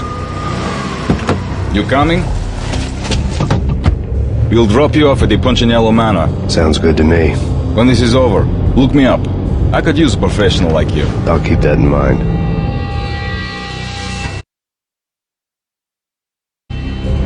The night groaned with cold. The garden lights flickered nervously. In their light, the falling snow was dead white before the darkness ate it up. I had heard the stories. The trio were mad dogs. They'd have hung the heads of their enemies over the manor gates if the capo had only let them. Punchinello wanted Payne. He'd see the pain. The trick in my situation was that there was no trick, no matter what the movies tell you. No rules, no secret mantra, no roadmap. It wasn't about how smart or how good you were. It was chaos and luck. And anyone who thought different was a fool. All you could do was to hang on madly, as long and as hard as you could.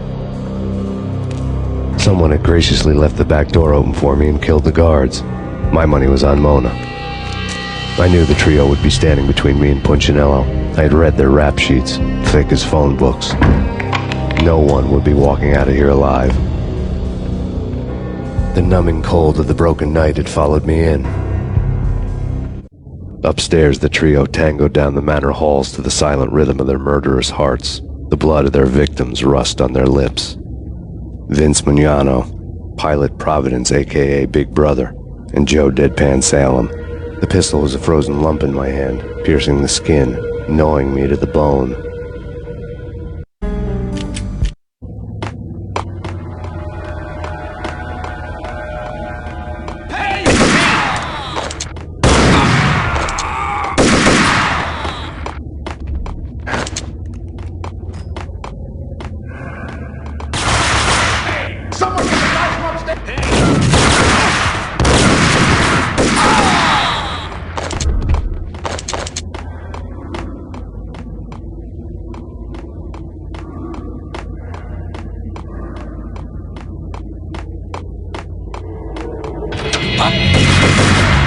It didn't take me long to run into the trio. The word on Lisa Punchinello was that she was a bit of a witch. The tarot cards on the kitchen table fit the picture. They weren't my kind of cards, but I was willing to take a crack at the hand Mrs. Punchinello had dealt. The first card was the tower. Maybe that was supposed to be the manor. It got easy after that. The devil was the master of the house, and death was me, coming for him.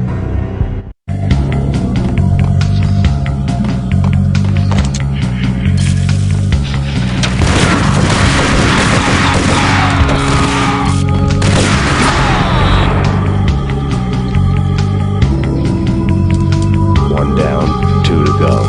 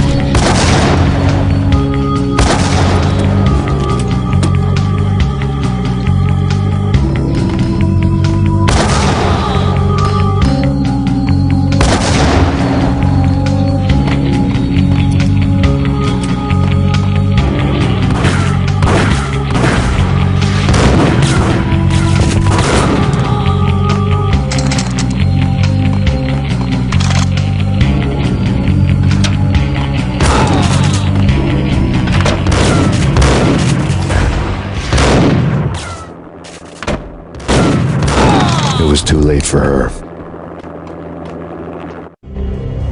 You're a real angel, Max. I couldn't tell whether it was Mona or her sister. The body was a mess. The sick bastard had really gotten a kick out of it.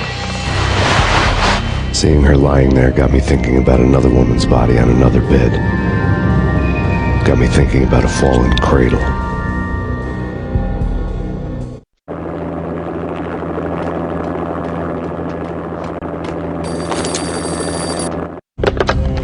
Max Payne. Talk to me.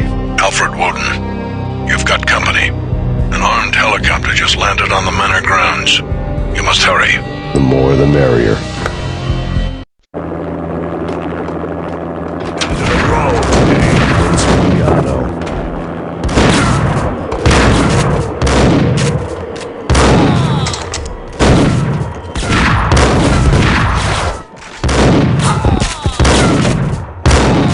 Punchinello's trio was done for.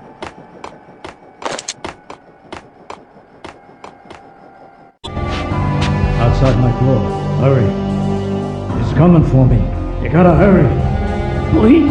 I could hear Punchinello on the phone begging for help. He should have been saying his goodbyes. Punchinello was a pushover. The moment I stepped into the room, he folded like a deuce before a royal flush. No, wait. I was just doing what I was told. I couldn't refuse.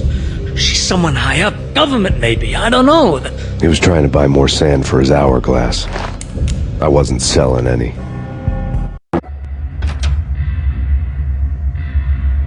No, I told him not to.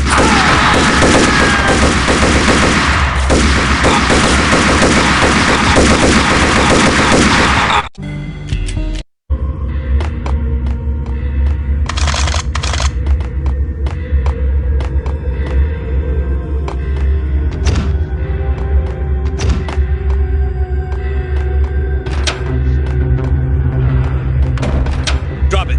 Don't move. Game over, Max Payne. I could tell when I was outgunned. It was time to take another beating. The mystery witch was a real barracuda. Trouble on dagger heels, a smoking assault rifle in her hand, and an army of killer suits behind her. How sweet. I get to kill two birds with one stone. Sooner or later, it was going to catch up with you.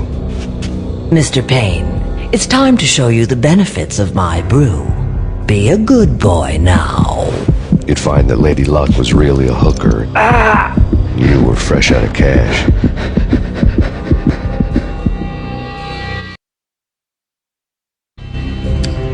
Gentlemen, we're done here. Take me to Cold Steel.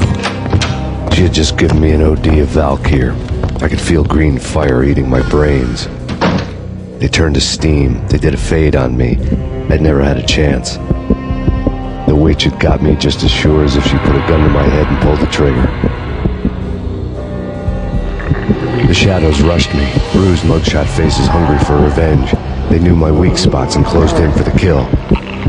The floor turned into a vortex of green blood. I fell. The flesh of fallen angels.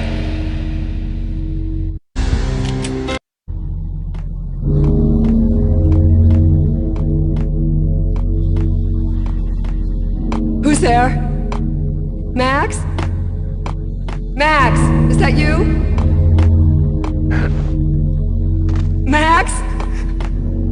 Where are you, Max? Please.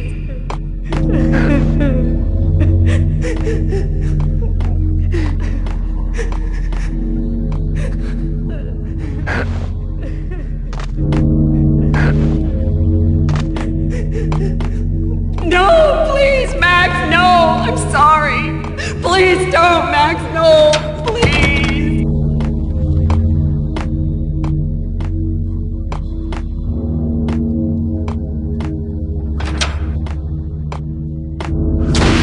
Max? Where are you, Max? Please. The letter was staring at me. There was something disturbingly familiar about the letter before me. The handwriting was all pretty curves. You're in a graphic novel. The truth split my skull open, a glaring green light washing the lies away. All of my past was just fragmented still shots, words hanging in the air like balloons. I was in a graphic novel, funny as hell. It was the most horrible thing I could think of.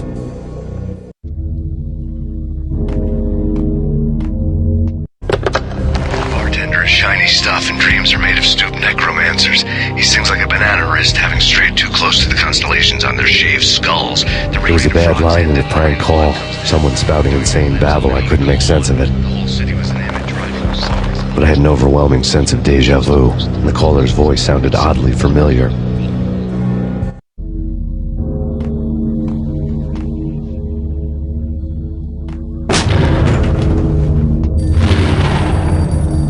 The weird piece of paper looked dangerous. There was something disturbingly familiar about the letter before me. The handwriting was all pretty curves. You're in a computer game, Max. The truth was a burning green crack through my brain, weapon statistics hanging in the air, glimpsed out of the corner of my eye, endless repetition of the act of shooting, time slowing down to show off my moves, the paranoid feel of someone controlling my every step. I was in a computer game. Funny as hell, it was the most horrible thing I could think of.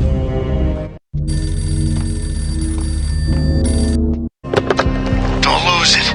It's Valk here. The drug. Snap out of it. Try to remember. It was a bad line in a prank call, someone spouting insane babble. I couldn't make sense of it. But I had an overwhelming sense of deja vu, and the caller's voice sounded oddly familiar.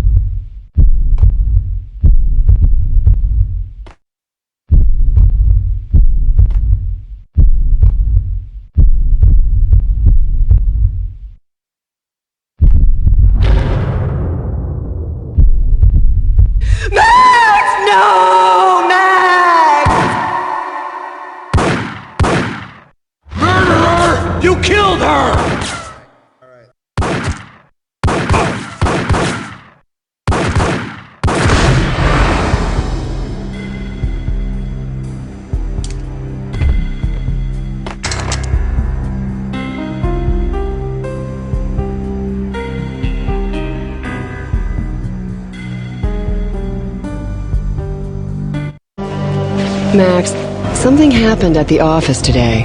A strange memo. Something about Vikings. Honey, I gotta run.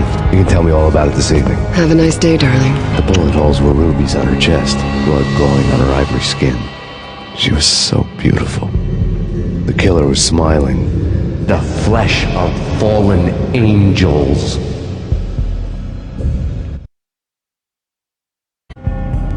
Slowly, the green nightmare faded, leaving dark stains on my soul that would never come off. I felt like flatlining. I was all shook up. I woke up in a cold sweat, sick and tired to the bone, lying in a puddle of my own puke. The hag had said take me to Cold Steel before it had all gone crazy. It was a clue, the only one I had. It took me forever to crawl back to my feet and hit the road, but when I did, I drove straight to Cold Steel Foundry outside the city. There was a whole lot of action around the place for a freezing winter night. Trucks coming and going, men running. I had the drop on the mystery witch. She thought I was dead. I was on her blind side. I was going in. The bad trip had put me in a crazy mood, adrenaline pumping through my aching veins. Staggering on the mill roof in ice and snow and wild wind, I was a ninja. My kung fu was strong. I wasn't hitting anybody. At best, I was Superman on kryptonite about to fall through a skylight, down to where it was all going down. A half-abandoned industrial area in the middle of nowhere. The factory was a perfect front for any number of illegal activities.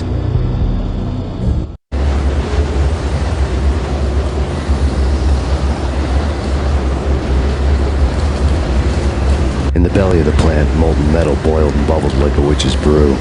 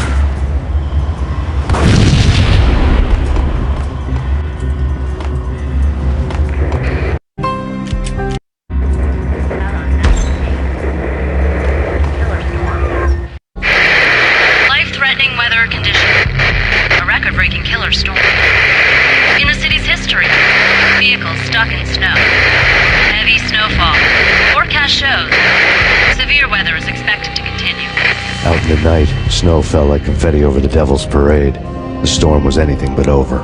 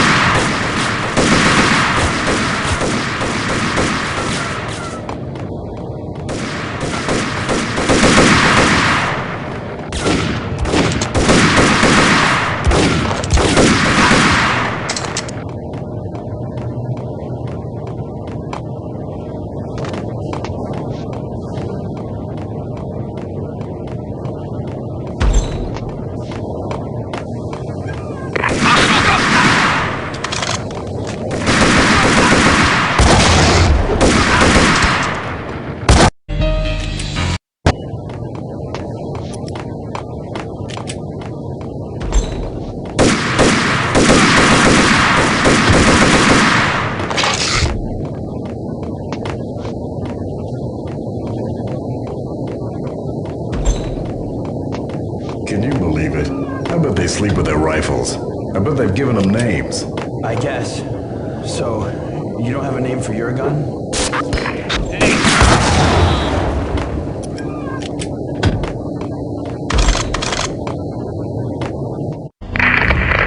Perimeter breached. The facility has been compromised. Repeat, the Deep Six has been compromised. Initiate Operation Deadeye. The walkie-talkie military lingo could mean only one thing.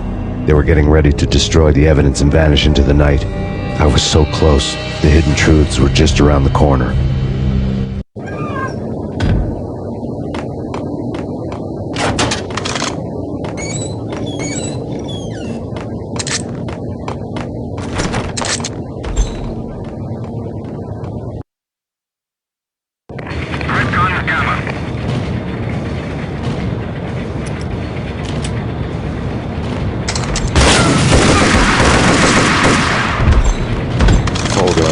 Told a grim tale. The mercenaries were running a tight operation, paperwork and all. Merchandise missing again. A chemist had tried to smuggle it out for his own private party. Locked him up in cell B7 in D6's old test facility to wait for proper processing. I was close enough to hear the secrets, just beyond the next doorway.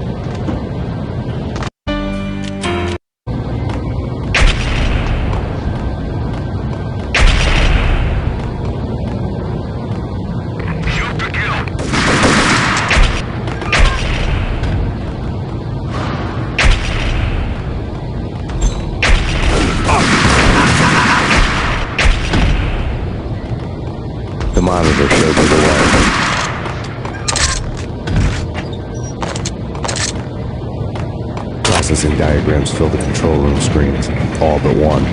An elevator titled D6 on one of the screens, somewhere onwards, past rows of ovens, in the core of the plant.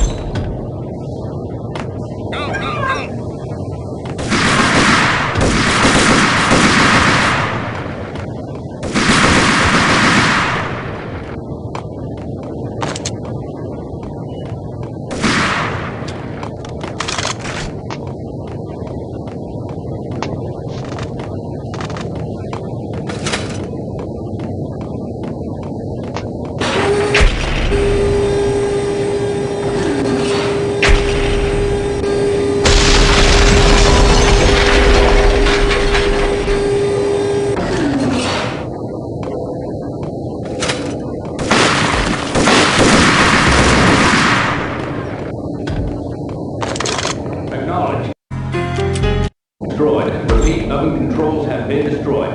Obstacle in place.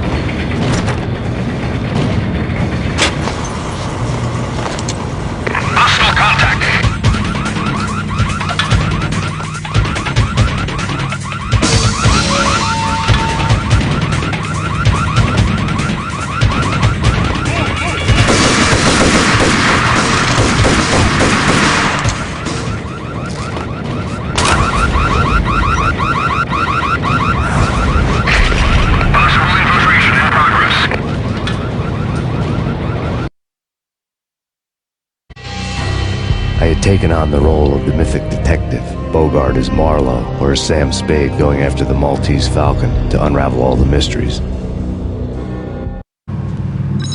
Following a path of clues to that final revelation, even if it would take me down to the cold, cavernous depths of a grave. Well, you can't do this! My men are still inside! Do you have any idea why this is called Operation Dead Eyes?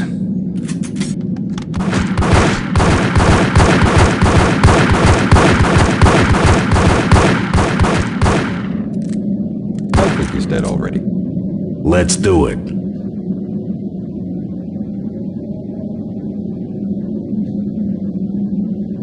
Attention all personnel. The self-destruction sequence has been initiated. Evacuate the complex immediately. Destruction sequence has been initiated. Nearest exit immediately. Abort! Abort!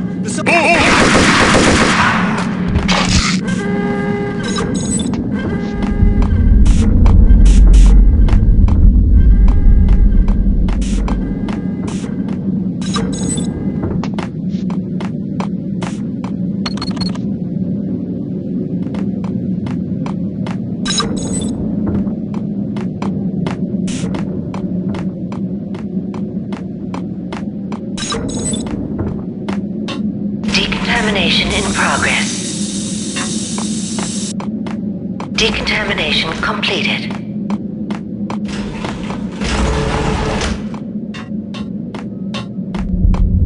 Attention all personnel. The self-destruction sequence has been initiated. Proceed to the nearest exit immediately.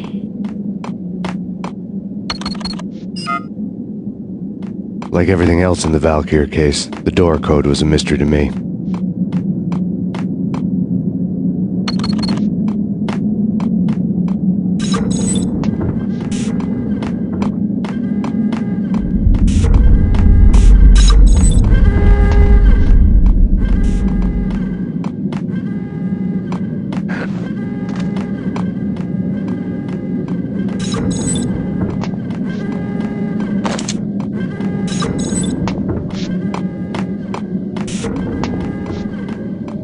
I had seen the logo on the floor before. There was an old army bunker under the steel mill. I knew the military plaque on the floor. I had seen 1,000 variations of the insignia on crumbling brick walls everywhere in the city. The sword replaced by a syringe. Project Valhalla, V for Valkyr, V for Valhalla. All of a sudden it read like a crackpot conspiracy theory. Proceed to the nearest exit immediately. The chemist had been using the workstation when he died. The half-life of the lab rat had ended online, his password blinking on the screen. 665. Decontamination in Neighbor of the progress. beast. Decontamination completed.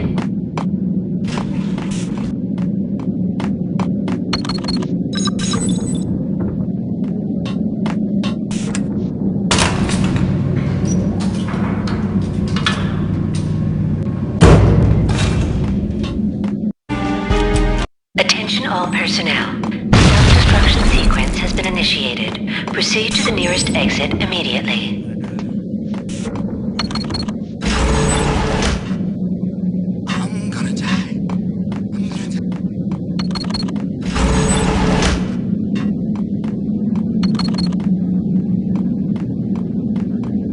Attention all personnel. The self-destruction sequence has been initiated. Proceed to the nearest exit immediately. Hey, in here! Hey! Get me out of here! I'm in it!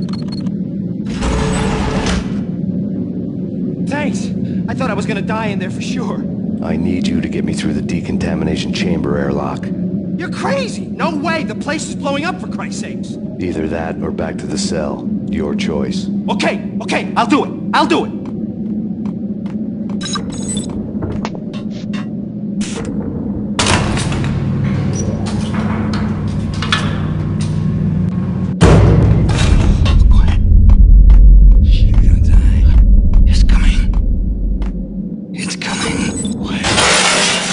We're dead! We're dead! Go!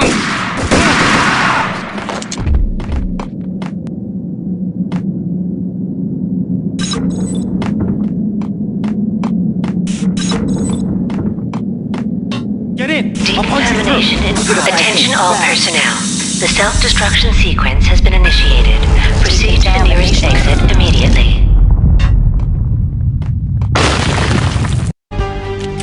Attention all personnel. The self-destruction sequence has been initiated. Proceed to the nearest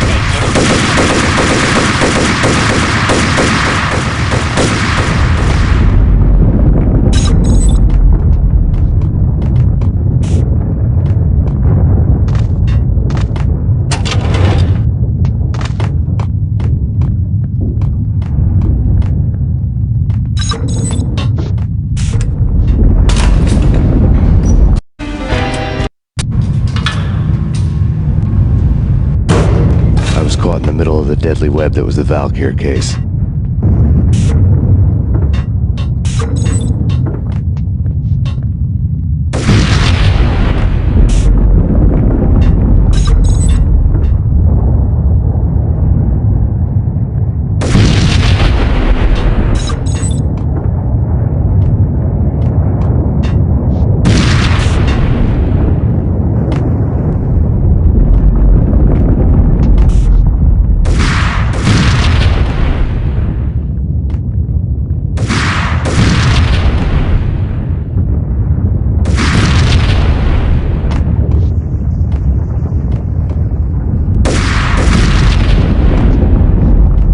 One of the lab terminals had the project logo on the screen. Top secret. Project Valhalla. U.S. Army. Yggdrasil Network. Valhalla, the otherworldly place in Norse mythology where the bravest heroes spent their afterlife feasting and fighting forever, their wounds miraculously healed night after night. Valkyr, the maidens who chose the most courageous Viking warriors and carried them to Valhalla. 1991. The research objective is to create a chemical substance to enhance the stamina and morale of infantry troops. 1995. Results unsatisfactory. Project cancelled. Someone had decided to continue the sick experiment unauthorized. Project compromised. Data leak. Fix the damage by any means necessary. Security clearance red. Authorized by the project lead. Field test. Double the dosage for all the remaining test subjects. Observe and record the subject's behavior in an urban setting. The drop-off point was my old address in New Jersey. The file dated 3 years ago.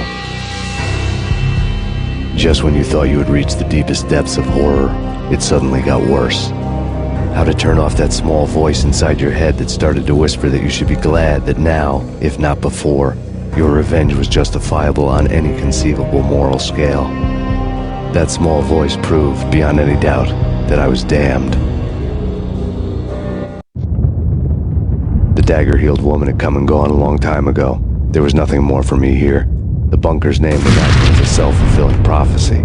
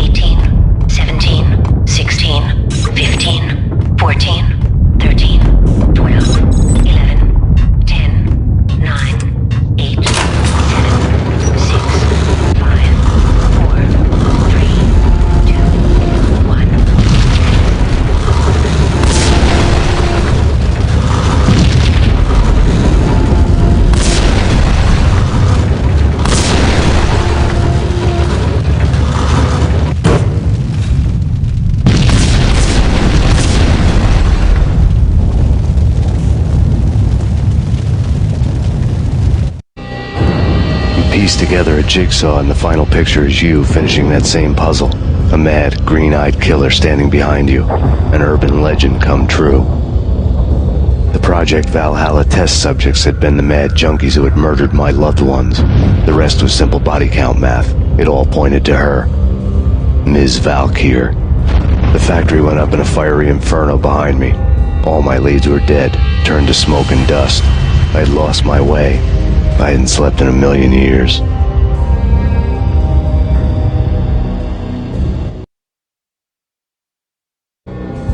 I felt thin as death. I've been living on an endless supply of week-old donuts. They were fuel for this crazy furnace inside my head. I couldn't remember when I had last seen the sun. I was on a permanent graveyard shift. When the darkness fell, New York City became something else, any old Sinatra song notwithstanding. Bad things happened in the night, on the streets of that other city, Noir York City. I was in an all-night diner, downing cup after cup of coffee that tasted like engine oil, when a new message from BB got me back on the killer track. What the hell happened at Roscoe Street? Maxie, I'm going out on a limb here. We need to talk this through, come up with a plan. 2:30 a.m., the Choir Communications Garage. The more I thought about Alex's murder and the frame-up, the more it felt like an inside job. I should have seen it coming. BB had sold me out, and now he wanted to finish what he'd started. The garage was dead. BB showed up in his tailor-made suit, gold watch, and cufflinks to match, all way beyond a cop's pay. Maxie. Oozing suave charm, he was guilty as hell. What the hell does BB stand for anyway? Backstabbing bastard? Come on, don't be like that. Have a cigar. I don't smoke. Maxie, you have no idea how big this is. It's huge. You have no idea. I think I do. You're a bribe-taking bent cop who sold out his partner. Those mobsters in the subway were a dead giveaway. Hard to miss. Bet it was exactly like this with Alex. Up close and personal. You can't win this one, Max. No, but I can make damn sure none of you do either. BB turned out to be another cardboard cutout bad guy.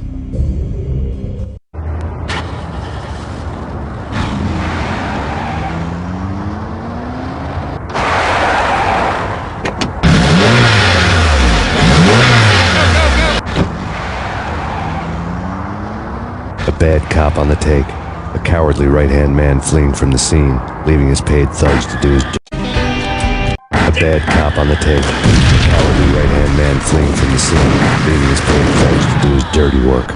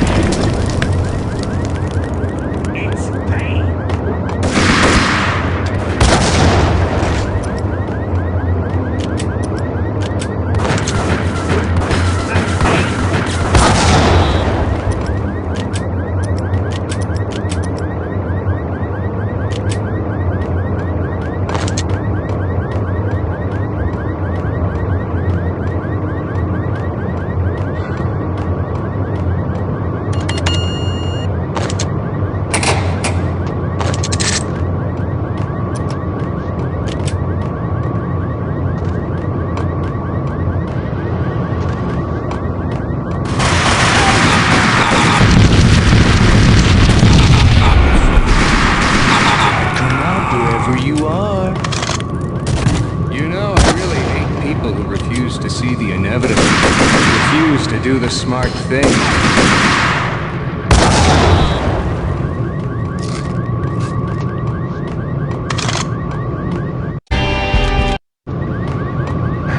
A payphone started to ring. Yeah. Max Payne? Whatever does it for you. This is Alfred Woden. I can give you the name of your enemy. Come to the Asgard building presently. We are expecting you.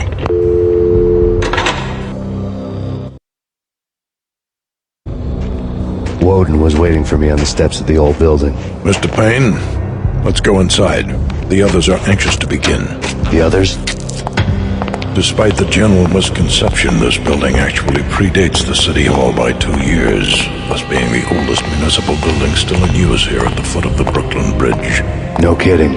The old man played tour guide as he led me through a dark domed hall. The answers I was after loomed large ahead.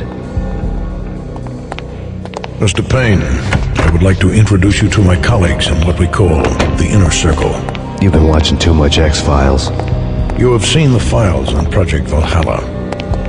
We can fill the gaps, provide you with the information missing from those files. We were all involved in the early stages of the project during the Gulf War. What's the catch? We would very much like to blow this thing wide open, but our hands are tied. Her name is Nicole Horn. She was the key figure in Project Valhalla. When the funding was discontinued, she simply refused to quit. She knew exactly what she had in her hands. Nicole Horn is the president of Acer Corporation. She has more than half the city in her pocket. This must be kept under wraps. If you try to go public with this, we will deny any knowledge. We need you to take her out. Afterwards, we can protect you. Make all the charges go away. That was the cue for the killer suits to kick in the doors and swarm inside.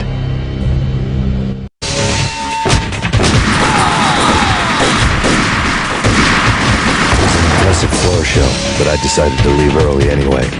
It was only a one-story fall.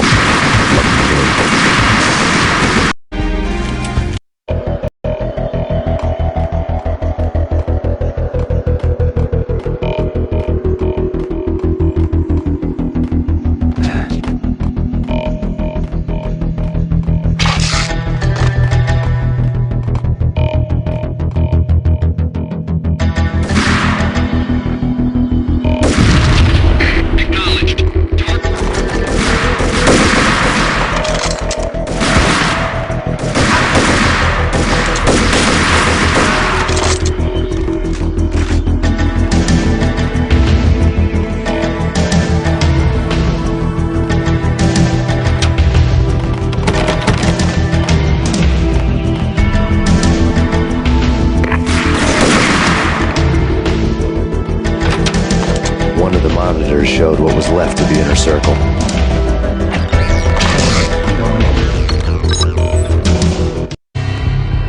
On screen, the so-called corpse of Alfred Woden stood up, miraculously waking from his dirt nap, looking smug among his dead pals. In the land of the blind, the one-eyed man is king.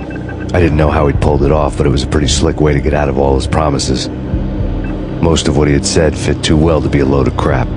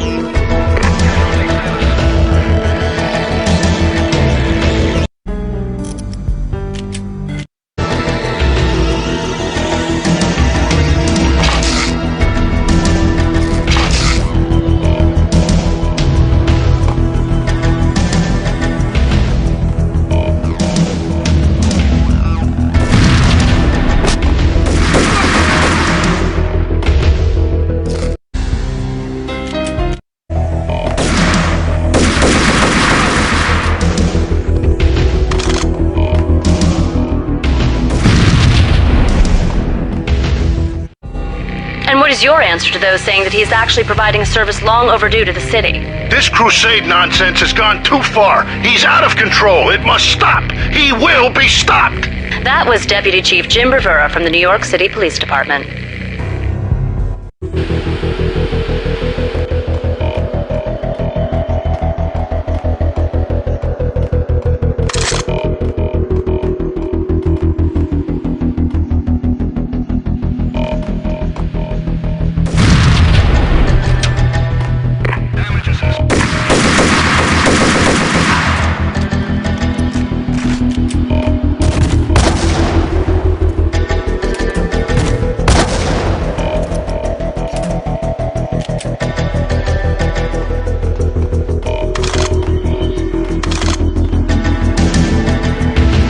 Videotape lay on the desk.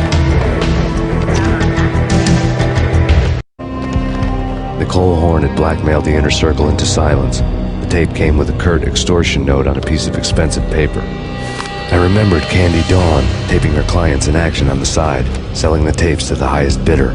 I was sure that kinky sex was nowhere near Alfred Woden's worst sin. But I had a feeling that when this was over, any collateral would come in handy.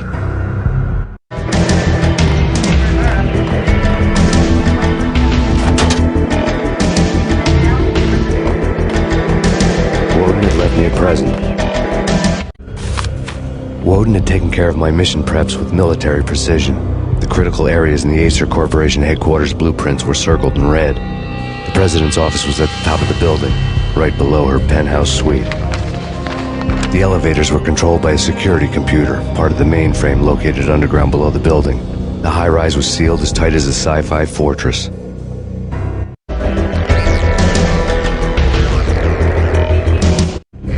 Nothing seems to stop Acer Corporation's phenomenal victory march. Incredibly, the stocks are still rocketing. Worried experts already see a danger in the company's success. Some have gone as far as to say that Acer Corporation is about to become an even bigger monopoly than Microsoft ever was.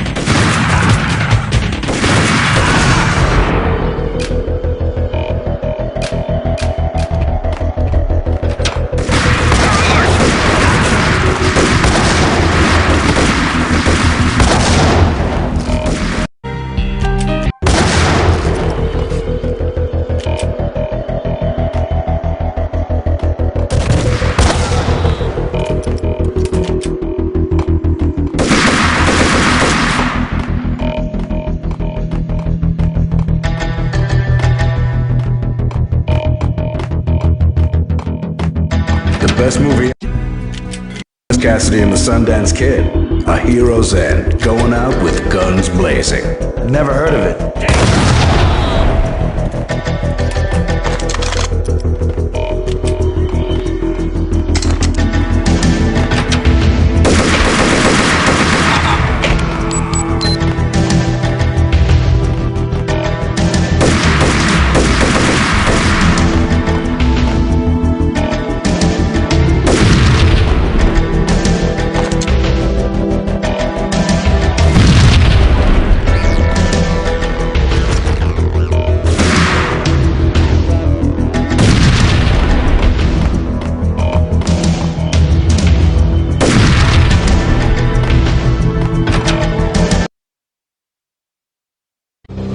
I had dreamed of revenge.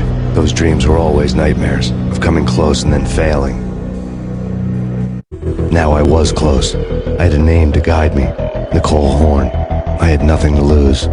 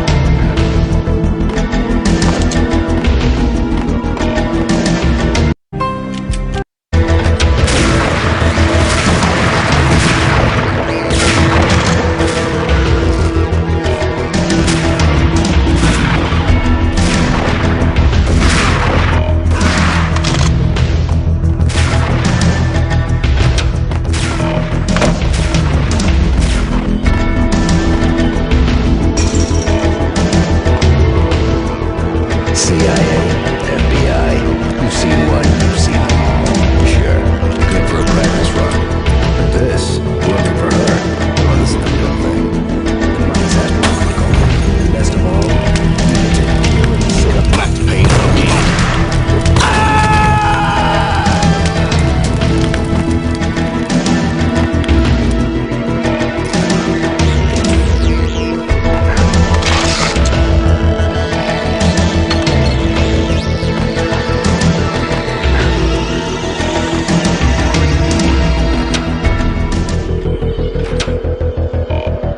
Take him down. Shoot to kill. Let's finish this.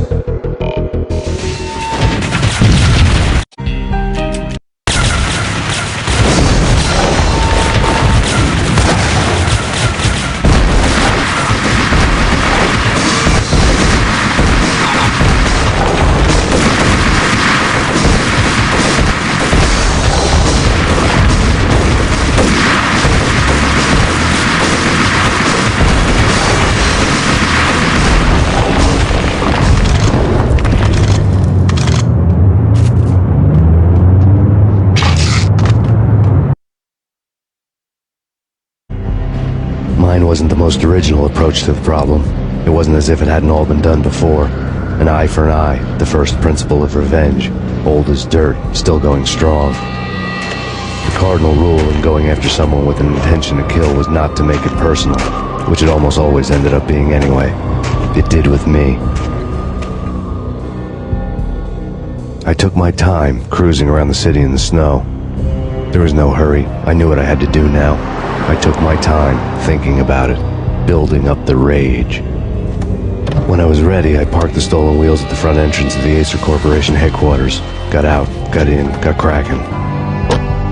I had a bullet with Nicole Horn's name on it. I had 10,000 bullets with the Hag's name on them. She had ultra-high-tech security systems, enough mercenaries and weaponry to start World War III. There was no fear. New York disappeared behind a veil of snow. I had crossed the threshold. This was her domain, sleek and sexy and soulless, all glass and steel. A place of color-coded security key cards, metal detectors, and surveillance systems.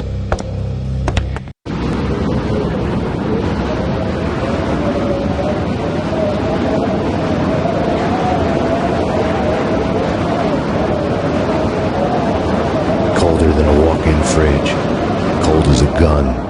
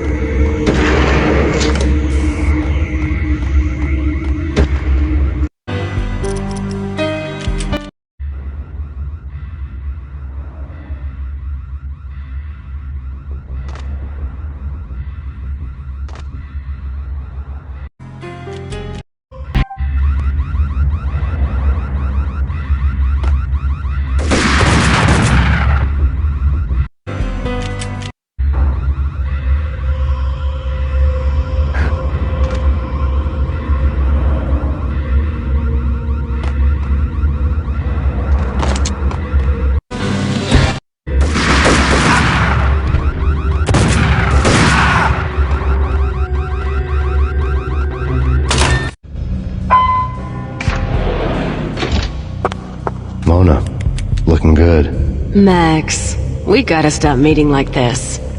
It will be a cold day in hell before I let a narc cop stop me. Miss Sachs, do your job. Relax, Max. You're a nice guy. I don't kill nice guys. You're not bad yourself. It was different when Horn wanted Punchinello dead. To cut her ties to the Mafia, he deserved to die. The same goes with her. She's the bad guy here. Her sister was whispering to her in my favor.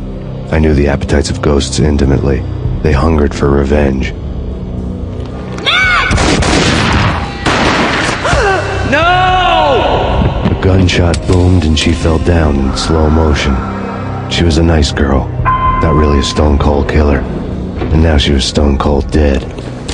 Like religious fanatics or loyal samurai, Horn's private army was coming at me. Send me back up.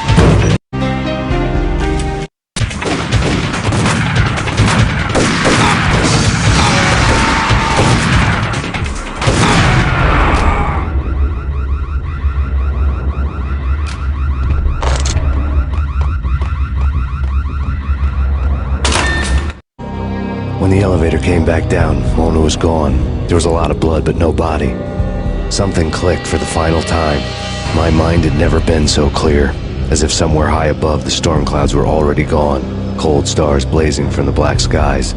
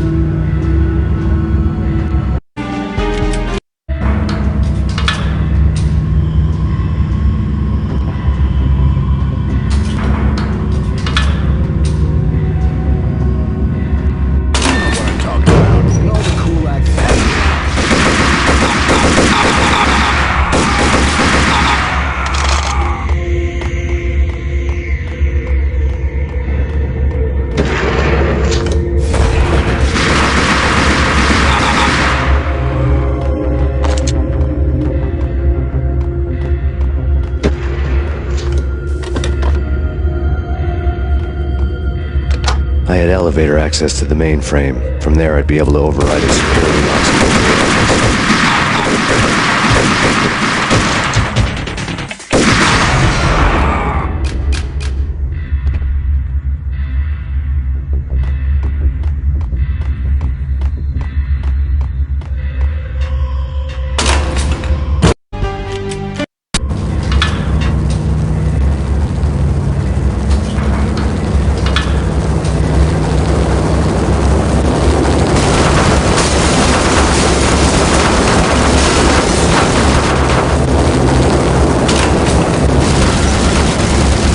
The unmarked chopper was Horn's pet guardian, inhuman and flawless. It was stalking me. I hate these stereotypes.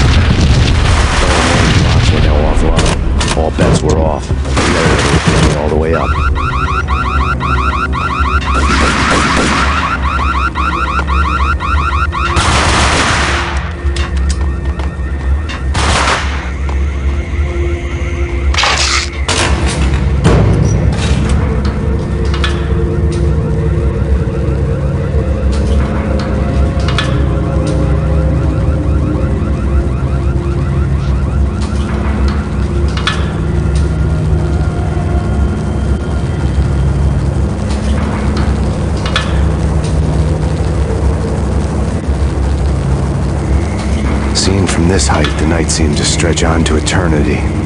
A hint of desperation had crept into the snowstorm, as if it was trying to get it all out before the end.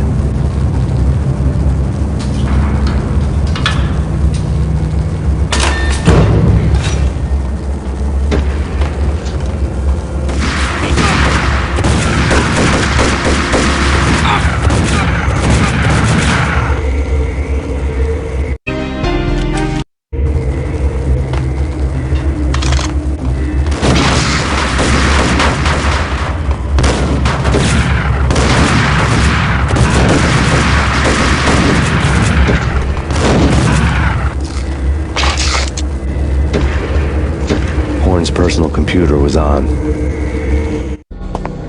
Next to the printer was a neat stack of expensive paper. Hacking through Horn's computer would have unearthed files of criminal plans, strategies for world domination, spy helicopter reports, illegal wiretap recordings, internet porno, all of the above. Take your pick. I really didn't care anymore. I had seen too much of it already.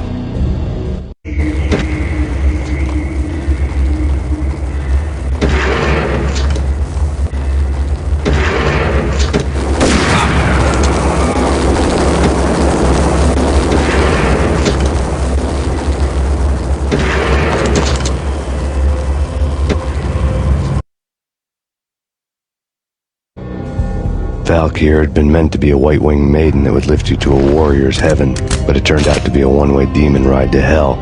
The devil was in the drug. I knew. I had met him.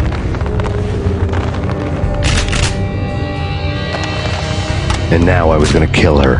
The queen of the underworld who had tried to lift herself a bit closer to heaven with her drug money. No begging, no bribes. She knew better. Honor among killers. We who were about to die. Both of us knew how this would end, in pain and suffering. All this because your wife stuck her nose into things that were none of her business. The cops were coming to take me away. The sirens were like a bad conscience I couldn't shake. It's ridiculous you've made it this far. You won't be alive when they get here.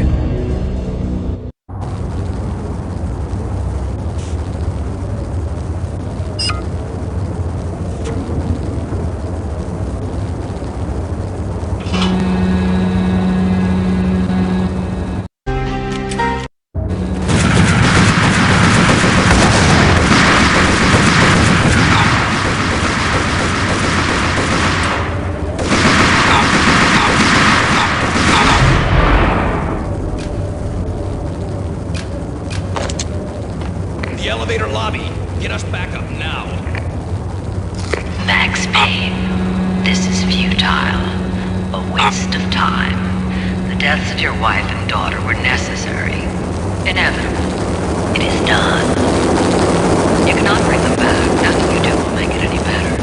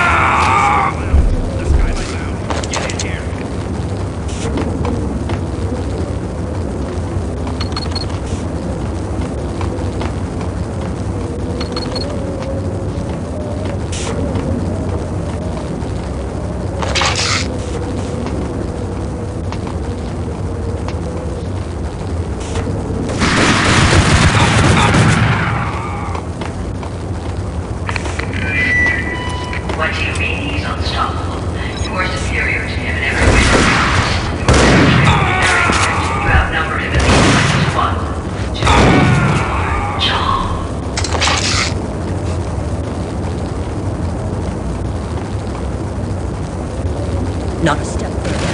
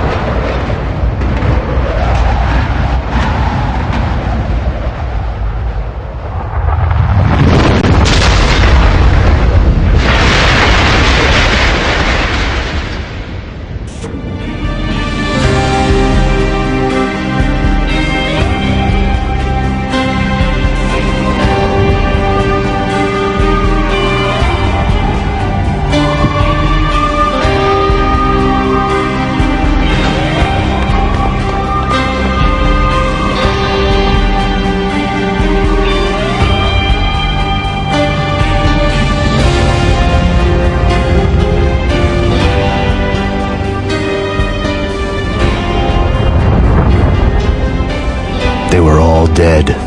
The final gunshot was an exclamation mark to everything that had led to this point. I released my finger from the trigger. And then it was all over. The storm seemed to lose its frenzy. The ragged clouds gave way to the stars above. Max Payne, this is Deputy Chief Jim Bravura from the NYPD. We've got the building surrounded. Throw down your weapons and lie down with your hands behind your head. A bit closer to heaven.